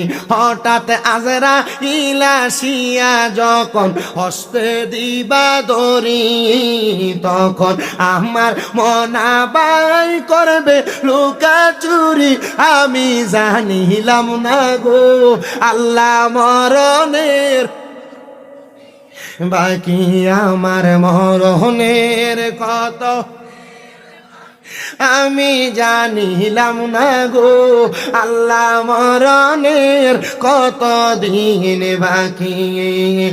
আর হায়াত হইল হাতে বাইরে, মত হইল পায়ে, যেই যায় গায়ে যার মরণ লেখা সেই যায় গাইছে মরে আমি বুঝিলাম না গো, আল্লাহ মরণের কত দিন বাকি আমার মরণের কত দিন বাকি আমি জানিলাম না গো, আল্লাহ মরণ দিন বাকি বাইরে 30 পারা কোরআন বাইরে মনে রাইখো তো অন্তর মাঝে জায়গা দিয়া রাখিবা খবর আমি বুঝিলাম না গো, আল্লাহ মরণের কত দিন বাকি আমার মরণের কত আমি জানিলাম না গো, আল্লাহ মরণের কত দিন বাকি। বাড্ডার বাবা ও বাড্ডার মুরব্বীরা, বাড্ডার পর্দার অন্তরালের মা বোনেরা, যুবক ভাইরা, আল্লাহর হাবিব বলে এবার রুহুটারে কবজ করার জন্য বুক থেকে যখন ফিরা যাবে, এবার বান্দাটার রুহুটা কবজ করার জন্য আজরাইল আলাইহিস সালাতু ওয়াস সালাম বান্দার কপালটার মধ্যে মুখটার মধ্যে হামলা করবে। আরে কপালের মধ্যে থাইকা 2টা ফেরেশতা বাধা দিয়া বলবে, রে আজরাইল বান্দার কপাল দিয়া রূহ বাহির করতে পারবা না, কারণ বান্দার কপালের মধ্যে নামাজ দেওয়ার কারণে, নামাজ পড়ার কারণে তার সেজদার নূর বিরাজমান আছে। ওই বান্দাটা তখন এবার তার বিছানাতে পড়ে থাকবে। এবার ইমানদার বান্দার কাছে আজরাইল আবার আসবে, ডান দিক দিয়ে হামলা করবে। ডান দিক দিয়ে হামলা করার সাথে সাথে ইমানদার বান্দার রুহুটা জবাব দিবে। ইমানদার বান্দার রুহুটার কাছ থেকে 2টা ফেরেশতা জবাব দিবে, রে আজরাইল ইমানদার বান্দার রুহু তো তুমি ডান দিক দিয়া কবজ করতে পারবা না, কারণ তার ডান দিক দিয়া তার আম্মা আব্বার খেদমতরা বিরাজমান। ইয়া রাসূলুল্লাহ আর কেমনে আজরাইল আমরা রুহুটা কবজ করব? কয় এবার বান্দার বাম দিকের বাহুর মধ্যে হামলা করবে। বাম দিকের বাহুর মধ্য থেকে জবাব আসবে, রে আজরাইল বান্দার বাম দিক দিয়ে রুহু কবজ করতে পারবা না, কারণ বান্দার বাম দিকে তার দান এবং সাদাকা গুনাহ আছে। আরে হযরত ইউসুফ মুরাদাবাদীর কাছে আবার বাদশা ডাক দিয়া কয়, জানেননি গো হুজুর, আমি যে আপনার কাছে আমার জবাব দিতে করতেছি, আমার ইন্তেকালের সময় আমার রুহু তারা নিতে পারে নাই। আমি দেখলাম রাহমাতুল লিল আলামিন নবী আমার সামনে আসছে, নবী আমার মাথার মধ্যে হাতটা বুলিয়ে দিতেছে, আর আমি আমার নবীকে বললাম, ইয়া রাসূলুল্লাহ আপনারা বলছেন আপনার চেহারা মোবারক আমার দেখাইবেন। আমার নবীজির চেহারা মোবারকের উপর থেকে কাপড়টা সরানো, আমার নবী আমার দিদার দিতেছে, আমার নবী আমার দেখা দিতেছে। আমি দেখা পাইয়া বড় খুশি হয়ে গেলাম, বড় অবাক হয়ে গেলাম। রাহমাতুল লিল আলামিন নবীজি আপনি কেন আমার দেখা দিলেন? বলে তুমি যে আমি নবীর দিদার পাওয়ার জন্য আবু ইউসুফ মুরাদাবাদীরে খুশি করছো, আমি আল্লাহ তাআলার পেয়ারা হাবিব তোমারে খুশি করার জন্য আমি তোমার মরণকালে চইলা আসছি। এবার আপনারা বলেন আমরা যদি নবীরে খুশি করতে চাই, আজকে যে একজন হঠাৎ আল্লাহ পাকের খাস বন্ধু শাহ সুবি আল হাক আকবরানী পাটোয়ারি রহমতুল্লাহ আলাইহি ওনার মাহফিলের মধ্যে আমরা হাজির হয়ে গেছি। আমার নবী আজকের মাহফিলের উসিলায় আমরার প্রতি রাজি এবং খুশি হইতে পারে কি পারে না? এ মুসলমান, এ নবীর উম্মতের দলেরা, আমি আপনাদের কাছে আরেকটা কারগুজারির জন্য একটা ঘটনা শোনায় দিব। যেহেতু রাত্র এখন 1:51 বাজে, তাহাজ্জুদের ওয়াক্ত না, রাত্র 1:51 বাইজা গেছে। আমি আপনাদের কাছে আরেকটা কারগুজারির ঘটনা শোনাই। হযরতে সুলতান মাহমুদ গজনবী রহমতুল্লাহ আলাইহি বড় আল্লাহ তাআলার একজন বান্দা এবং বাদশা। উনি দুনিয়ার জমিনের মধ্যে একটা খাস ইবাদত করতেন। বাদশার কাম হইল উনি দিনের বেলা ওনার এলাকা পরিচালনা করতেন, গভীর রজনীতে ঘুম থেকে ওইটা তাহাজ্জুদের নামাজ পড়তেন। জোরেও কইলেন নাম নেরা কিপটামি করে শোনান আইয়া যে অবস্থা দেখছি মাহফিলের স্যান্ডেলের, এখন যে সুবহানাল্লাহ কোনার আপনারা আইছেন, এটাই তো আমার ভাগ্য। মারহাবা কন্যা, আর জোরে মারহাবা। আব্বাজি, বর্তমান সমাজের মানুষ আলেম ওলামার ওয়াজ শুনতে চায় না, এটা ভাইরাসের পাগল হয়েছে। হ্যাঁ, আমার এলেম কালাম আছে, কামেল 2য় বর্ষে এবার ফাইনাল পরীক্ষা দিলে তাহলে মুফতি হইব নামের আগে, এটা নামের মুফতি, কামের হইতো না। আমার আগে যে হুজুর ওয়াজ করছে, সুন্দর ওয়াজ করছে না, আপনার কইয়াছিলেন, দেখছি তো বাজারটার ভিতর কি একটা খেলা জমাইলেছিলেন আপনারা। আর এখন মনে হয় আমার শটফটিওয়ালা আর বুদলাটি মনে বদলা দিতেছে, দমকার হুজুর করতে গেছে, আমরা সব কিছু তাহলে দিচ্ছি, অসুবিধা কি? আমরা বসছি, ইনশাল্লাহ কিছু শিক্ষা বাড়িতে দম, আল্লাহ কবুল করো, কামিন কর। তো হযরত সুলতান মাহমুদ গজনবী রহমতুল্লাহ আলাইহি ওনার কাজ হইল উনি তাহাজ্জুদ নামাজ পড়তেন। কি নামাজ? বালা কাম না খারাপ কাম? বেশি বালা কাম। আমার মাকামে মাহমুদ প্রশংসার জায়গা দান করব। আমি নবী তো উম্মতের পাগল, আমি নবীর উম্মতের আল্লাহ 50 ওয়াক্ত নামাজ দিছিল, আমি কমাইতে কমাইতে এটাকে 5 ওয়াক্ত টানছি, কিন্তু 5 ওয়াক্ত বললে 50 ওয়াক্তের সওয়াব পায়। কিন্তু নবী ডিরেক্ট আল্লাহর কাছে ফরিয়াদ করছি, আল্লাহ আমার উম্মত যদি তাহাজ্জুদ নামাজ পড়ে, আপনি আমার উম্মতের কি দিবেন? বিদেশ যাওয়ার চেষ্টা করেন, বহু যুবক ফোলাফাইন আছেন ফারেন না যাইতে, মেডিকেলে আনফিট। বহু মহিলারা ঘরে ওয়াজ শুনতেছে, এরা সন্তান হয় না গর্বে, কত জায়গাত মান্নত করে, কাম হয় না। বহু এলাকার মানুষ আছেন ব্যবসা করেন, বরকত হয় না। শোনেন, তাহাজ্জুদ নামাজের একটা বড় বরকত, আর তাহাজ্জুদ নামাজের বড় একটা মুজেজা আছে। এই মুজেজা হইল, কেউ যদি বিদেশ যাইতে চায়, সন্তান হয় না, ব্যবসায় বরকত হয় না, কঠিন রোগে আক্রান্ত, তাহাজ্জুদ নামাজ পড়ে, আল্লাহ তাআলা তারে সব নিয়ামত দান। আমার দিকে সান বয়স কম, আমার এক ওস্তাদ শুধু আমার ছোট ছাত্র বয়সে বলছিল, যদি তাহাজ্জুদ গুজারি হইতে পারো আর দুরূদ শরীফের প্রতি বেশি দুর্বল হইতে পারো, আল্লাহ তাআলা তোমাকে অটোমেটিকলি সব দিন।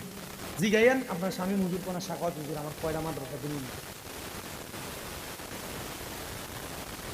আমি এতটুকু বিশ্বাস করি, আমার উস্তাদদের নসিহতের অনুযায়ী আমি কাজ করাতে আল্লাহ তাআলা আমাকে দান করছে। আপনি যদি করেন, আপনাকে দান। আল্লাহর হাবিব কান্না করেন, মায়েশা সিদ্দিকা বলে, ইয়া রাসূলুল্লাহ, আপনি যে কান্না করেছেন, আপনার কান্না করার কারণ কি? বলে, আমি আমার আল্লাহর কাছে বলছি, আল্লাহ আমার উম্মত যদি তাহাজ্জুদের নামাজ পড়ে, আমার উম্মতের কি দান করবেন? আমার আল্লাহ তাআলা আমারে জানিয়ে দিতে, গো হাবিব, আপনার উম্মত তাহাজ্জুদের নামাজ আদায় করে আমি আল্লাহর কাছে যা চাইবে, আমি আপনার উম্মতের তা দান করে দিব। সুলতান মাহমুদ গজনবী বলেন, আমি দুনিয়াতে চলাফেরা করা অবস্থায় আমার বাসায় পরিচালনা করার পরে আমি তাহাজ্জুদের নামাজ আদায় করি। কত নতুন নতুন নেতারা আছে, কত সুন্দর টুপি লাগায়, সাদা পাঞ্জাবি লাগায়, ইমাম সাহেবের পিছন দিয়ে দেয় খারো, কিন্তু খায় শুনি খাগিদা দাড়ি দিলে এমন ভাবে ক্লিন শেপ করে ইমাম সাহেবের পিছন দিয়ে দেয় খারো, পিছা মারা মনে হয় যে খেতের গালা কাছাইলে যেমন একবার সমান থাকে, নাইল কাছাইলে এর মুখতে মুখ এটা এমন গালা কাছাইলের মতো লাগতেছে। খায় সুদ, খায় বস, ইমাম সাহেবের পিছন দিয়ে যায়। 40 জন মুসল্লি 30 কাতার ঠেললে সামনের কাতারে যায়, এমন মুসল্লিও আছে না নাই? আবার আপনারা এই মুহূর্তে সিটে আর বাটফার সুদখুর ঘুষকুটিরে ধরে নিয়ে মসজিদের সভাপতি বানিয়ে দাও, আছে না? সুদখুর ঘুষকুটিরে মসজিদের সভাপতি সেক্রেটারি বানায় না? দেখবেন সুদখুর ঘুষকুটিরে ধরে নিয়ে এলাকার সর্দারের মাতাব্বর বানায়। আল্লাহ আমাদের বুঝার তৌফিক দান করুক, আমিন কোন জোরে। হযরত সুলতান মাহমুদ গজনবী রহমতুল্লাহ আলাইহি তিনি বলেন, আমি তাহাজ্জুদের নামাজ আদায় করার ওযু করার জন্য আমার রাজপ্রাসাদ থেকে বের হইলাম। রাজপ্রাসাদ থেকে বের হওয়ার পরে আমি দেখলাম আমার বাড়ির সামনে রাজপ্রাসাদের নদীর উল্টা পাশে 4 জন ব্যক্তিকে দেখা যায়, যে 4 জন ব্যক্তি সেখানে দাঁড়ায় দাঁড়ায় পানি হাতাইতেছে, পানি ঘাটতেছে। হযরতে সুলতান মাহমুদ গজনবী বলে, আমি চিন্তা করলাম এতদিন মনে হয় আমি একা একা তাহাজ্জুদ নামাজ পড়ি, কিন্তু না না না, আমার এলাকার এই 4 জন মানুষও তাহাজ্জুদ নামাজ পড়ে। আমার কপাল কত ভাগ্য কত ভালো, আমি বাসায় একা নামাজ পড়ি না, আমার এলাকার 4 জন আমার পজও নামাজ আদায় করে। কিন্তু আসলে তারা নামাজ আদায় করে না, তারা অন্য এলাকা থেকে আসছে বাদশাহ সুলতান মাহমুদ গজনবীর রাজপ্রাসাদে চুরি করার জন্য। সুলতান মাহমুদ গজনবী চিন্তা করে তারা তাহাজ্জুদ পড়তে আসবে, ওযু করবে, আর তারা আসছে চুরি করার জন্য। তারা ওই পারে দাঁড়ায় চিন্তা করে, দেখরে আমরা 4 জন আসছি চুরি করার জন্য, কিন্তু এই বেটার কত বড় সাহস, এ বেটা একা একা আইছে চুরি করবার লাগিয়া। যে যেমন চিন্তা এমন। বাদশাহ সুলতান মাহমুদ গজনবী ডাক দিয়া কই, জগতের মানুষ, ও দুনিয়ার মানুষ, আমি এবার তাদেরকে ডাকলাম, ও ভাই আমার সামনে আসো, যেহেতু তোমরা তাহাজ্জুদ গুজারি, আমি তোমাদেরকে আমার পক্ষ থেকে একটু হাদিয়া প্রদান করব। বাদশা মানুষ তো টাকা পয়সা হাদিয়া দিতে অসুবিধা কি, ইবাদতকারী মুখলেস বান্দা, হাদিয়া দিবে। তারা সামনে আগমন করলেন, তারা বাদশাকে কোনো কথা বলতে দিলেন না, আর তারা 4 জন জানেও না এটাই যে বাদশা সুলতান মাহমুদ। তারা কয়, 4 জনে জিজ্ঞাসা করে, তোমার কত বড় সাহস, আমরা তো 4 জন চুরি করি, তোমরা একা একা আসছো, তুমি চুরি করবার লাগিয়া। বাদশা কয়, ঘটনা দিয়ে উল্টা। বাদশা জিজ্ঞাসা করে, তো তোমরা যে 4 জন একসাথে চুরি করতে আসছো, কোথায় করবা? বলে, এই যে রাজপ্রাসাদ দেখা যায়। বলে, তুমি এরা কি জানো এটা কার বাড়ি? বলে, হ্যাঁ জানি, এটা সুলতান মাহমুদ গজনবীর বাড়ি, কিন্তু তারা সামনেই খাড়া। তারা জিজ্ঞাসা করতেছে, আমরা তো একসাথে চুরি করি, আপনি একা একা আইলেন, কারণটা কি? আপনি কি একা একা চুরি করতে পারবেন? আপনার কোনো অভিজ্ঞতা আছে নাকি? বলে, আছে। তবে তোমরা যে চুরি করতে আইছো, তোমরা চুরির মাল 4 জন এক সমানে ভাগাভাগি করো, কেমনে মারপিট লাগে না? তারা 4 জন কয়, না, আমরা সমান ভাগে নেই, আমরা 4 জনের 4টা গুণ আছে, এই 4টা গুণ দিয়ে আমরা বাদশার বাড়িতে চুরি করবো। বাদশা কয়, আচ্ছা তোমরা 4 জনের 4টা গুণের কথা কছে, দেখি তোমরা লগে আমি শরীকে চুরি করতাম পারিনি। বাদশার এই 4 জনের একজন ডাক দিয়ে বলে, বাদশাহ, কোন জায়গায় রাত্রবেলা যদি চোর যায়, রাস্তা দিয়ে মানুষ হাইটা যায়, কুকুর ঘেউ ঘেউ করে ডাকে? বলে, হ্যাঁ ডাকে। বাদশারে, আমরা যখন চুরি করতে যাই, কুকুর যখন ঘেউ ঘেউ করে তার মালিককে সজাগ করে দেয়, আমরা কুকুরের বাসা বুঝি। কার বাসা বুঝে? কুকুর বেঈমান না, কুকুর কি না বেঈমান না, কুকুরে যে ঘরে খাওয়ায়, কুকুর এই মালিককে তার বাড়িতে চুর অথবা ডাহাত বা কেউ আইলে ঘেউ ঘেউ করে মালিককে সজাগ করে দেয়। এটার সমান আমি নিজে আমার আম্মারে নিয়া 2 মাস দৌড়াদৌড়ি বাহিরে ছিলাম, হসপিটাল যতদিন ছিলাম, আমরা ঘরের সামনে কুত্তা, এটা একবার ঘরের সামনে বই আছে। কুত্তা বেইমানি করে না, মানুষ জাতের এক জাত আছে তারা বেইমানি আছে না, ওনারা নাফরমান হিসাবে আল্লাহর কাছে উঠবে।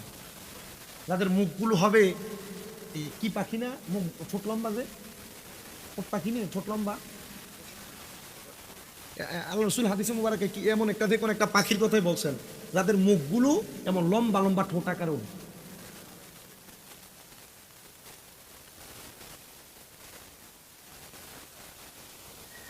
তো বাদশা ডাক দিয়ে বলেন, একজনের ক্ষমতা জানলাম, আর বাকি 3 জনের ক্ষমতা কোন? একজন ডাক দিয়ে কয়, আমার ক্ষমতা হইল পৃথিবীর যত কঠিন তারা হোক না কেন, আমি এটাকে সেকেন্ডের মাধ্যমে, ইশারার মাধ্যমে খুলে ফেলতে পারি। বলে, 2 জনেরটা জানলাম, 3য় নম্বরের ক্ষমতা বলেন। 3য় নাম্বার ব্যক্তি ডাক দিয়ে বলতেছেন, আমার ক্ষমতা হলো আমি ঘরের মধ্যে প্রবেশ করার পর নাকের গ্রান টান দিয়ে বলতে পারি কোন জায়গায় টাকা পয়সা হীরা মণি মুক্তা আছে। বলে, 3 জনেরটা দে রে, কথা কইতে, 3 জনেরটা জানলাম, 4 নাম্বার জনের ক্ষমতা কি? 4 নাম্বার জন ডাক দিয়া কয়, বাদশাহ, আমি রাত্রবেলা যারে দেখি দিনের বেলা তারে চিনি, দিনের বেলা যারে দেখি রাত্রবেলা তারে চিনি। এ ভাই, তুমি যে একা একা আসলা, আজকে তো বাদশার বাড়িতে চুরি করবো, চলো আমরা একসাথে চুরি করতে যাই। তবে শর্ত হইল তোমার কি ক্ষমতা তুমি আমার কাছে বলো, ক্ষমতা অনুযায়ী তুমি তোমার ভাগ পাইবা।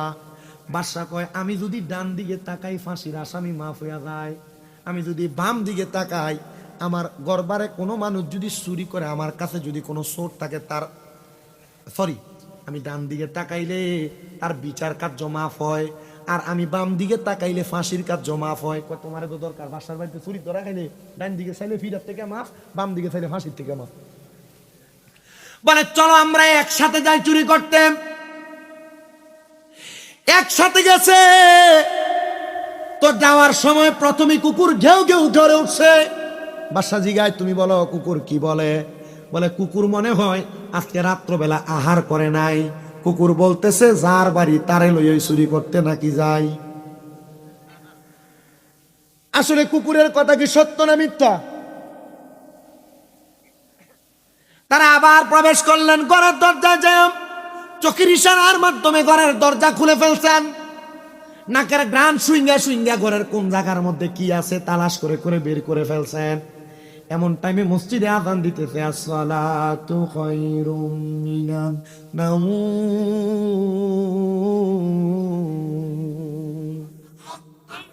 নামাজ থেকে ঘুম ভাঙা, হ্যাঁ নামাজ থেকে ঘুম ভাঙা না? তাহলে ফজরের নামাজে শুনে শীত আইছে, ইমাম সাহেব মাঝে মাঝে 2-3 জন নামাজ পড়বো। যদি নামাজ থেকে ঘুম থেকে নামাজই উত্তম আপনি মনে করতেন, আপনি কি ঘুমাই থাকতেন নাকি? আসসালাতু খায়রুম মিনান নাওম, ঘুম থেকে নামাজ উত্তম। ফজরের আযান হয়ে গেছে, মানুষ বের হবে। বাদশাহ সুলতান মাহমুদ গজনবী বলে আমি তাহাজ্জুদ নামাজ আজকে সূরার দলের কারণে পড়তে পারি নাই, তবে আমি ফজরের নামাজ তো কাজা করতে পারবো না, এটা ফরজ নামাজ। বাদশাহ বলে তারা সবাই যখন চুরি করার পরে সবগুলা মাল একটা ঘরের মধ্যে প্রবে ঢুকাইছে, আমি এবার তাদেরকে ওই ঘরের মধ্যে ঢুকাইয়া ঘরের দরজা বন্ধ করে দিছি। দরজা বন্ধ করে আমি ফজরের নামাজ আদায় করে ডাক দিলাম, ও গজনব এলাকার মানুষ তোমরা কি আসো? আসো, আমার রাজপ্রাসাদের মধ্যে 4 জন চোর আইছে চুরি করার জন্য। চুরি করলে কি বিচার তার বিচার করা হবে, তোমরা আসো চুরির বিচার দেখবা। শত শত মানুষ গজনবের বাদশার বাড়ির সামনে দাঁড়িয়ে রয়েছে। বাদশা বিচার কার্য পরিচালনা করার জন্য তার চেয়ারে বসে গেছে। বাদশা যখন বসছে রে, ওই 4 জন চোরের কাঠগড়ার মধ্যে দাঁড় করানো হয়েছে।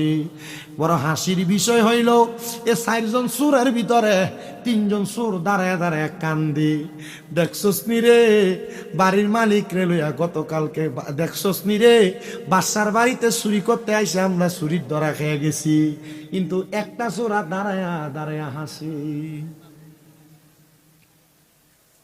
3 চোরে কান্দাছে, আসে কয়টা? বাদশা জিজ্ঞাসা করে সবাই কান্দে, তুমি কেন হাসো? উনি ডাক দিয়ে কয় বাদশা আপনি আমার গুণের কথাটা মনে আসেনি? বলে হ্যাঁ মনে আছে। তুমি যারা রাইতে দেখো তারে দিনে চেন। বলে বাদশা কেমনে গো এক লগে চুরি করে আমরা লগে বেইমানিটা করলেন? আমনে সোনা চুরি করতে গেছিলাম, আপনি দিয়ে গা আমরারে বিচার করতে দাঁড়াইছেন। বাদশা দেখেন আপনার ডান হাতের ডান দিকে কি দেখা যায়? বাদশা তাকাইছে, কিছু নাই। বাদশা দেখেন আপনার বাম দিকে কি দেখা যায়? বলে কিছু নাই। বাদশা গো আপনারও তো গুণ, ডান দিকে তাকাইলে এ বাদশা আপনি মানুষের বিচার কার্য মাফ করে দেন, আর বাম দিকে তাকাইলে ফাঁসির আসামি মাফ করে দেন। বাদশা আমরা স্বীকার করি পেটের দায়ে চুরি করতে আপনার বাড়িতে আসছি গো বাদশা। আমাদের গোত্রের সব মানুষ ক্ষুধার্ত, আমাদের এলাকার বাদশারা লুটপাট করে সব খায়া ফেলাইছে। আমরা আপনার বাড়িতে চুরি কইরা যা নিতাম আমার এলাকার মানুষকে খাওয়াইতাম। বাদশা আপনি তো আমাদের ফাঁসিও মাফ করছেন, ডাইনে বামে তাকে ঘুষ সব মাফ করছেন। বাদশা এবার যে শাস্তি দেন সেই শাস্তি আমরা নিয়ে যাব। বাদশা কয় যারে যা, রিজিকের তালাশ করতে যায় যে তো চুরি করতে আসতো, আমি তোমাদেরকে আমার রাজপ্রাসাদে চাকরি দিয়া দিলাম। ওরে বিনা মাইনে করব চাকরি, বিনা মাইনে করব চাকরি, আবে চাবাবার দরবারে চাকর নিরাখি বায়া মারে দয়াল, আবেচ্ছা তোমার দরবারে চাকর নিরাখি বায়া মারে।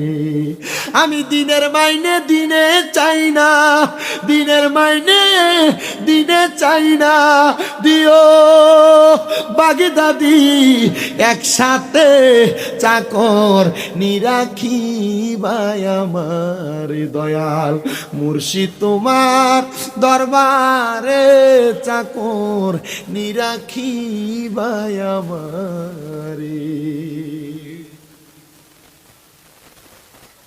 তারা চারজনরে বাদশার বাড়িতে দায়িত্ব দিতে, কাম দিছে বাদশার, পুরা রাজপ্রাসাদ পরিষ্কার করব।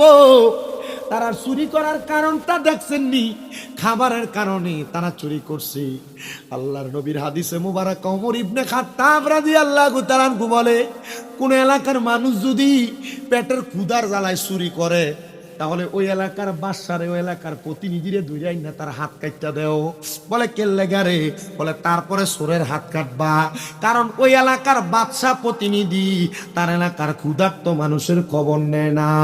বাংলাদেশে 5 আগস্টের পরে বহু নেতা দেখা যায়, সব নেতার কাছে কইবা তোমরা যদি আমরা সুখে দুঃখে কাছে থাকতে পারো, নির্বাচনের আগে ঠুসঠাস, নির্বাচনের পরে কেউ নাই।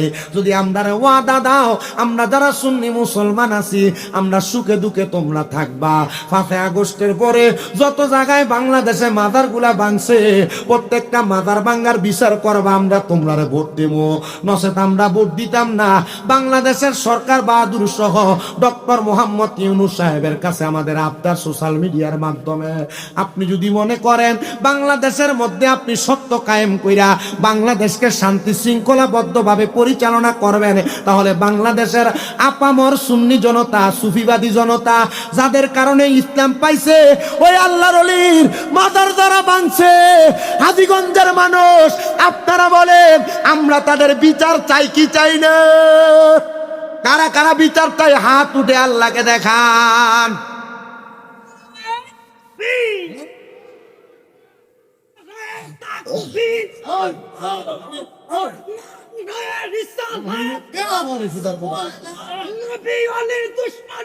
হুশিয়ার সাবধান,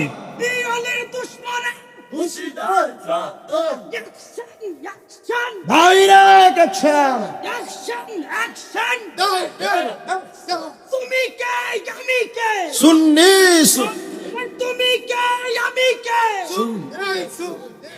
শুনান সুন্নি জনতা, চাঁদপুরের হাজীগঞ্জের বাড্ডা ঈদগাহ ময়দান থেকে আমরা বাংলাদেশের বর্তমান উপদেষ্টা, অন্তর্বর্তীকালীন সরকার, আপনি তো বাংলাদেশকে স্থিতিশীল করার জন্য আসছেন, কিন্তু আপনি বসার পরে যারা বাংলাদেশের সুফি তত্ত্বের কারখানা, আউলিয়া কেরামের মাজার গুলাতে হামলা করেছে, আপনি যদি বাংলাদেশের সাম্প্রদায়িকতা রক্ষা করতে চান, মাজার যারা ভাঙছে তাদেরকে অনতি বিলম্বে শাস্তির আওতায় আনেন। আমরা তাদের শাস্তি চাই কি চাই না? মাজার গুলারে ভাঙ্গা এরা গেছিল কিন্তু পূজা মণ্ডপের ভিতরে পূজা দিবার লাগিয়া, আপনারা দেখেন নাই? এরা মাজার গুলারে ভাঙ্গা পূজার মণ্ডপে দেয়া পূজা কইছে, পূজার কীর্তন গাইছে, আবার কত সুন্দর কইছে রোজা আর পূজা বলে সব বলে সমানু। নাউজুবিল্লাহ, জোরে কন না কেন? এটা রোজা আর পূজার সমান কয়, আর হিন্দু মুসলিম ভাই ভাই কয়, এটা কি আসলে ইমান আছে না গেছে?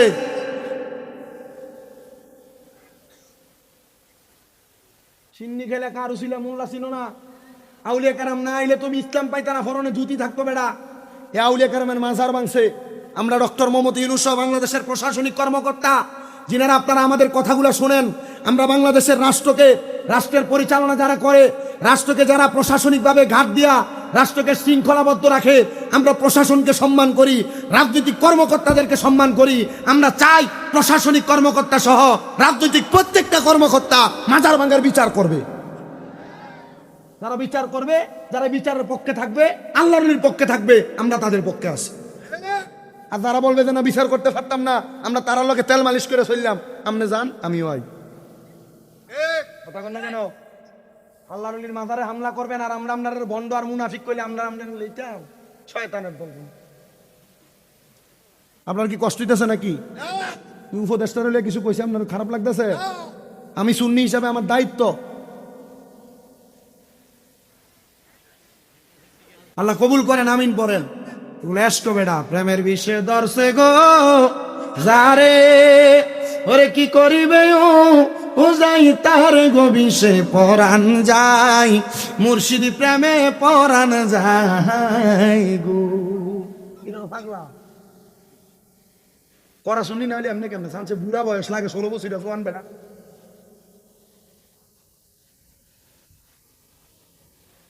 আল্লাহ কবুল করেন, আমিন পড়েন। আউলিয়া কেরামের পাওয়ার আছে না নাই? আউলিয়া কেরামের মর্যাদা পাওয়ার আছে না নাই? কথা কোন জায়গায় ছিলাম? চাকরি দিয়ে দিছে, আমার সময় আছে আর 18 মিনিট টাইম বাইন্দা দিয়ে দিছে। আপনারা কি একটু আসেননি কতক্ষণ? যদি থাহেন ওয়াজ হইব, আমি কিন্তু ডাবল ডাবল মাহফিল নেই না। সাকাওয়াত হুজুর দাওয়াত দিছে দেখে উনি আলেম, হাফেজ সাহেব, মাওলানা আমার উস্তাদের মতো এলাকা দাওয়াত রাখছি। এই দাওয়াত রাইখো টাইম মতো আমি কইছি 12:30, আমি চেষ্টা করছি 12:30, কিন্তু আমরা দোয়ান দিলে আমি 12:30 ইস্তে দায়িত্ব না।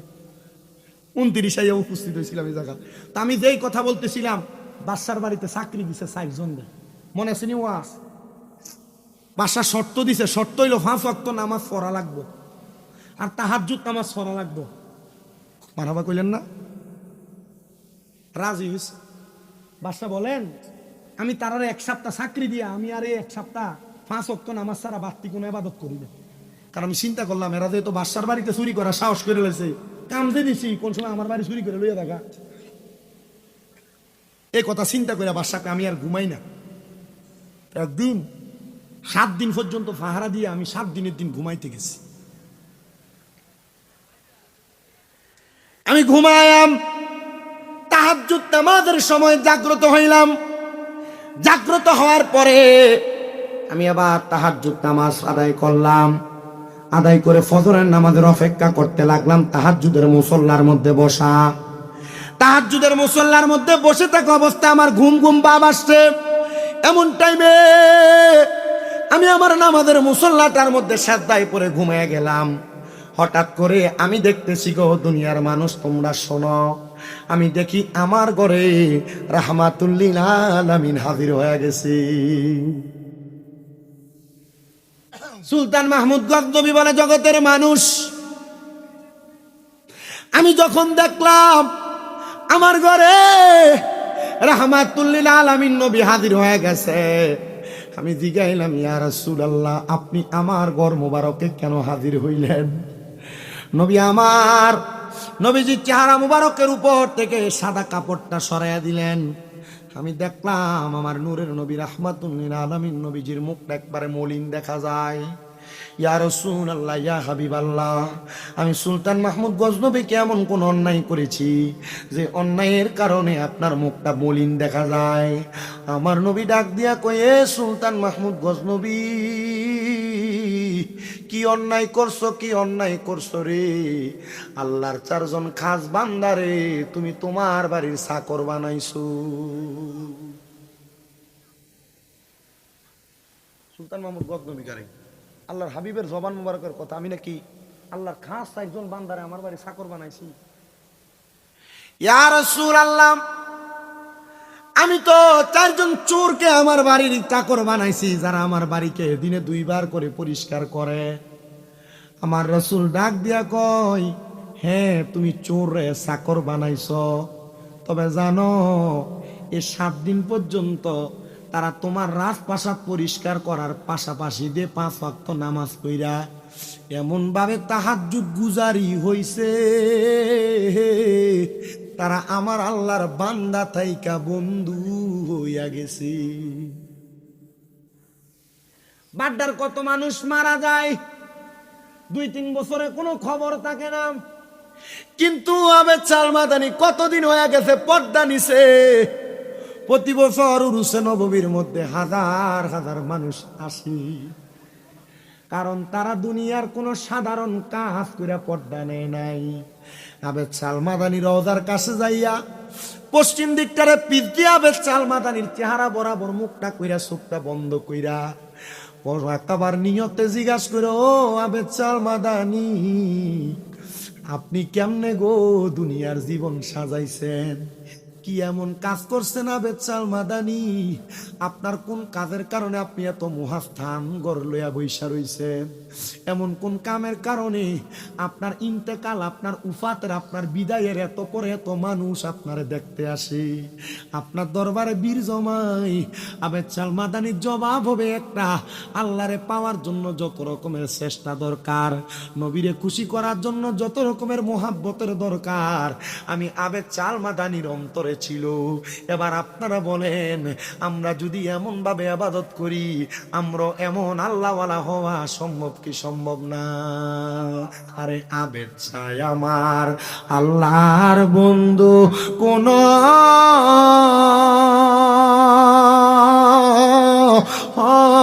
সন্দেহ না আয়োরে, আমি মুর্শিদি নামে বড়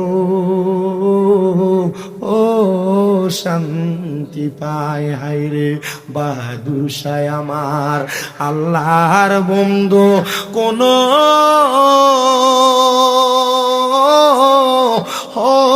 সন্দেহ না আয়োরে, আমি মুর্শিদি নামে বড়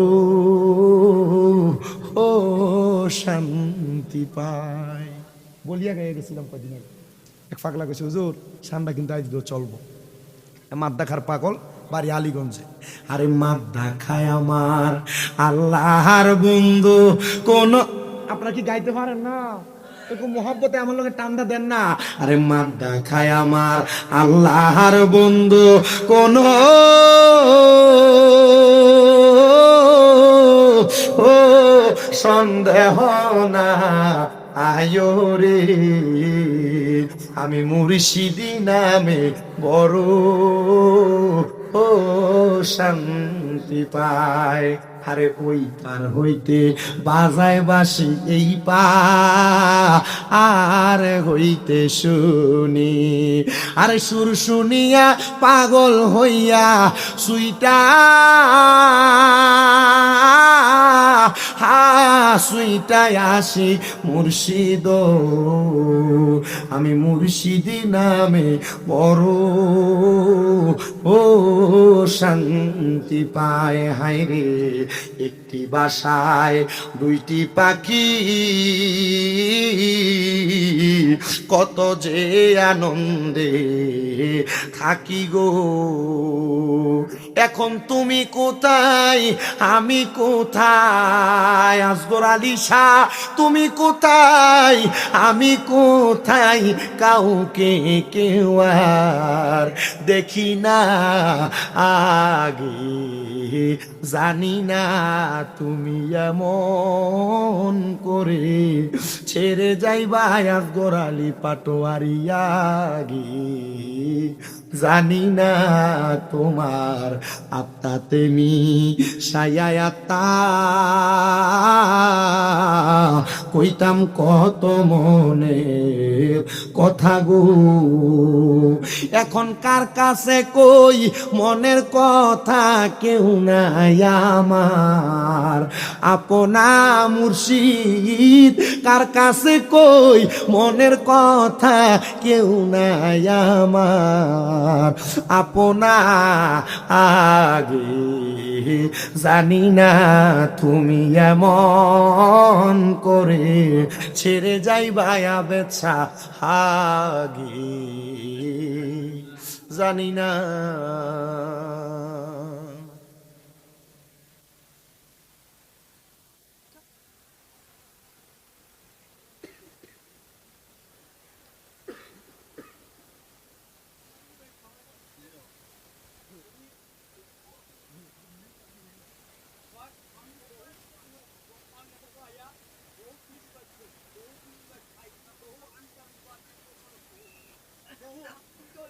İnşallah.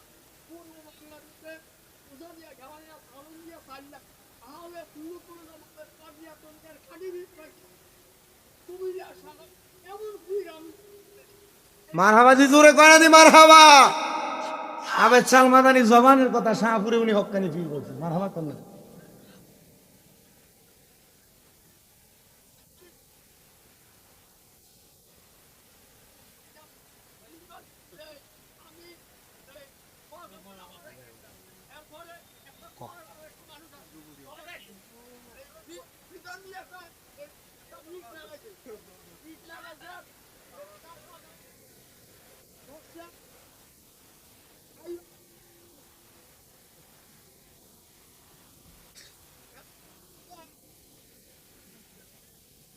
মারহাবা কর না বেটা, উনি তো আল্লাহর শান বুঝাইতেছে।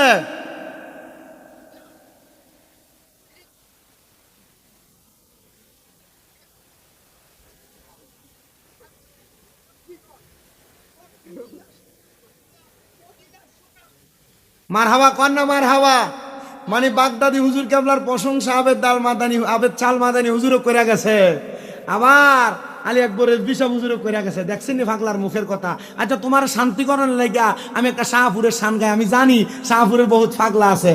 আরে শাহপুরের প্রেম বাগানে, শাহপুরের প্রেম বাগানে ফুটলো আজব ফুল, সেই ফুল আমার প্রাণের মুর্শিদ বাগদাদি হুজুর, সেই ফুল আমরার প্রাণের মুর্শিদ কাউকাব শাহ হুজুর। এটা আমার নিজের লেখা, একটু মহাব্বতে কোন। শাহপুরের প্রেম বাগানে, শাহপুরের প্রেম বাগানে ফুটলো আজব ফুল, সেই ফুল আমার প্রাণের মুর্শিদ বাগদাদি হুজুর, সেই ফুল আমরার প্রাণের মুর্শিদ কাউকাব শাহ হুজুর। ডাক দিয়াই না, ডাক দিয়া কই হুজুর এমন ইবাদত বুঝি 7 দিনের ভিতরে করছেন যে ইবাদত দিয়া আল্লাহর বন্ধু হয়ে গেছেন। জান গো জান, আমি আমার বাসায় চাইরা দিলাম, আপনারা 4 জনের আমি আমার বাসায় দিয়া দিলাম। জোরে জোরে কন্যা আল্লাহু আকবার। আরে মাত্র 7 দিনের ইবাদতে বাসায় চাইরা দিয়া বাসায় ওই 4 জনরে দিয়া দিছে, অন্য কোনো কারণ না, অন্য কোনো কারণ না। পাগলা মানুষ তো ইসলামরা শান হলে এমনি দিয়া দে মুড়ি 2 ঘন্টা ওয়াজ করেন ঘরে কেন? আচ্ছা বইয়ে নামনে। ও মুসলমান, ও নবীর উম্মতের দলেরা, এবার ওই 4 জনকে বাদশাহীর দায়িত্ব দিয়া সুলতান মাহমুদ গজনবী জংলায় যায় ইবাদত করে। জংলায় যায় যখন ইবাদত করে গো, জংলার মধ্যে যে আল্লাহরে ডাকে, জংলার মধ্যে যে রাসূলকে ডাকে, সুলতান মাহমুদ গজনবীর কাছে যাইয়া উনার সেনাপতিরে ডাক দিয়া কয়, সুলতান মাহমুদ গজনবী আপনি কি বাদশার রাজপ্রাসাদে ফিরে যাবেন না? আপনি কি আপনার কর্মকার্য সম্পাদন করবেন না? সুলতান মাহমুদ গজনবী ডাক দিয়া কয়, এই বাদশাহীর কারণে আমার নবীজির চেহারা মুবারক বেজার আমি দেখছি, ওই বাদশাহী আমার দরকার নাই। ও মুসলমান ইমামদার, হারাম খাইলে, সুদ খাইলে, ঘুষ খাইলে, পরের হক মাইরা মাইরা খাইলে রহমতের নবী বেজার হয়, বেজার হয়, বেজার হয়। এই জন্য আমি সবার কাছে আপনারা জানাই রে আমার বাবাজিরা, বন্ধুরা, আপনারা হারাম খাওয়া থেকে দূরে থাকবেন, হালাল খাবার খাইবেন, এমন ভাবে ইবাদত করবেন যেন আপনার ইবাদতে নবী বেজার না হয়। নবী যদি বেজার হয় আল্লাহ বেজার হয়ে যায়, নবী যদি খুশি হয় আল্লাহ খুশি হয়ে যায়। আপনাদের সবার কাছে আপনারা আল্লাহ এবং তার রাসূলের সন্তুষ্টির জন্য কাজ করবেন, আল্লাহ এবং তার রাসূলের খুশির জন্য আপনারা কাজ করবেন। আল্লাহ এবং রাসূল যেই কাজ করলে খুশি হয় ওই কাজগুলা করবেন। রাজি আছেন? কে কে হাতটা উঠে দেখান, বলেন আল্লাহ রাসূলকে খুশি করার জন্য নামাজ কি চলবে না বন্ধ হবে? আপনারা বলেন নামাজ চলবে, জোরে কইতো নামাজ, রোজা আস্তে কয় মনে হুজুর এনতে বিরিয়ানি ফুটলা ডলে বাড়িলে আর খবর নাই, জোরে চলবে কইতইব।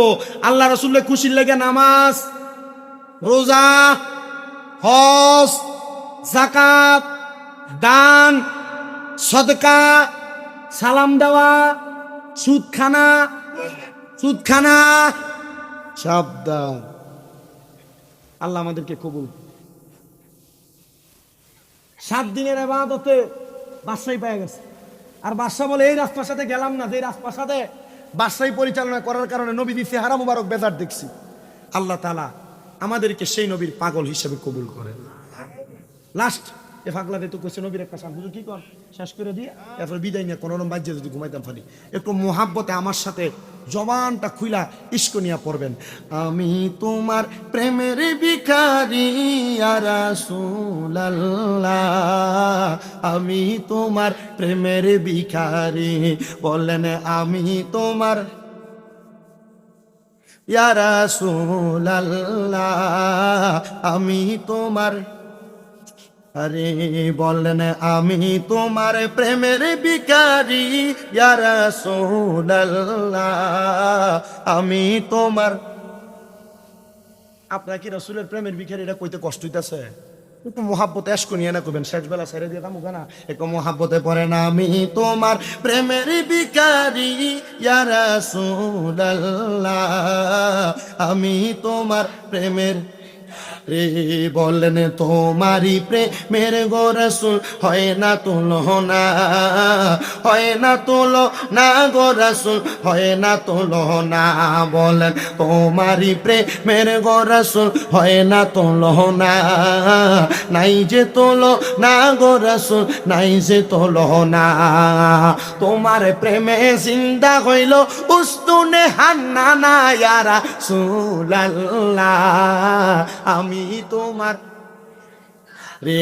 বলেন আমি তোমার প্রেমের ইয়া রাসূলুল্লাহ, আমি তোমার। তোমারি প্রেমেতে আমার কলি জায়াঙ্গার, কলি জায়াঙ্গার গো রাসূল, কলি জায়াঙ্গার। তোমারি প্রেমেতে আমার কলি জায়াঙ্গার, কলি জায়াঙ্গার গো রাসূল, কলি জায়াঙ্গার।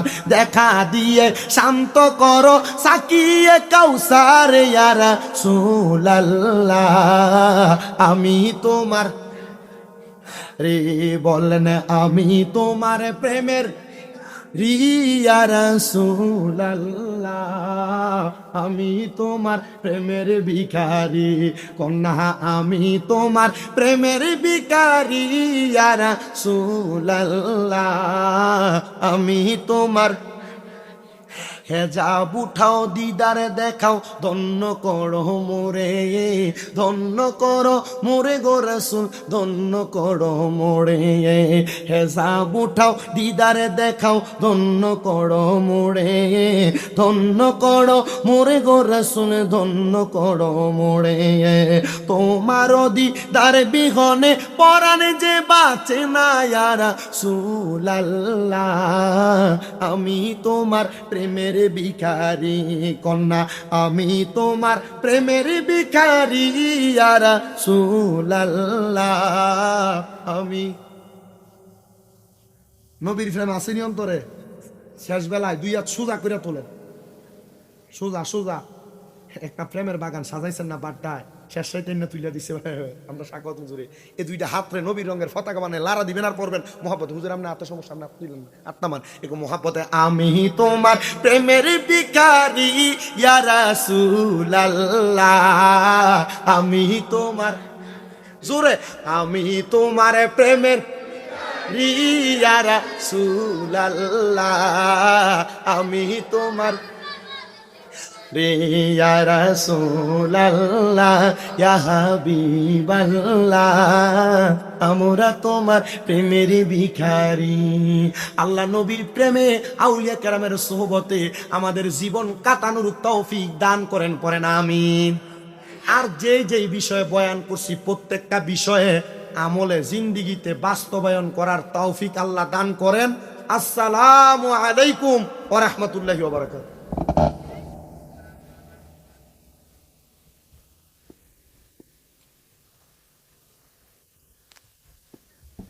মাশাআল্লাহ।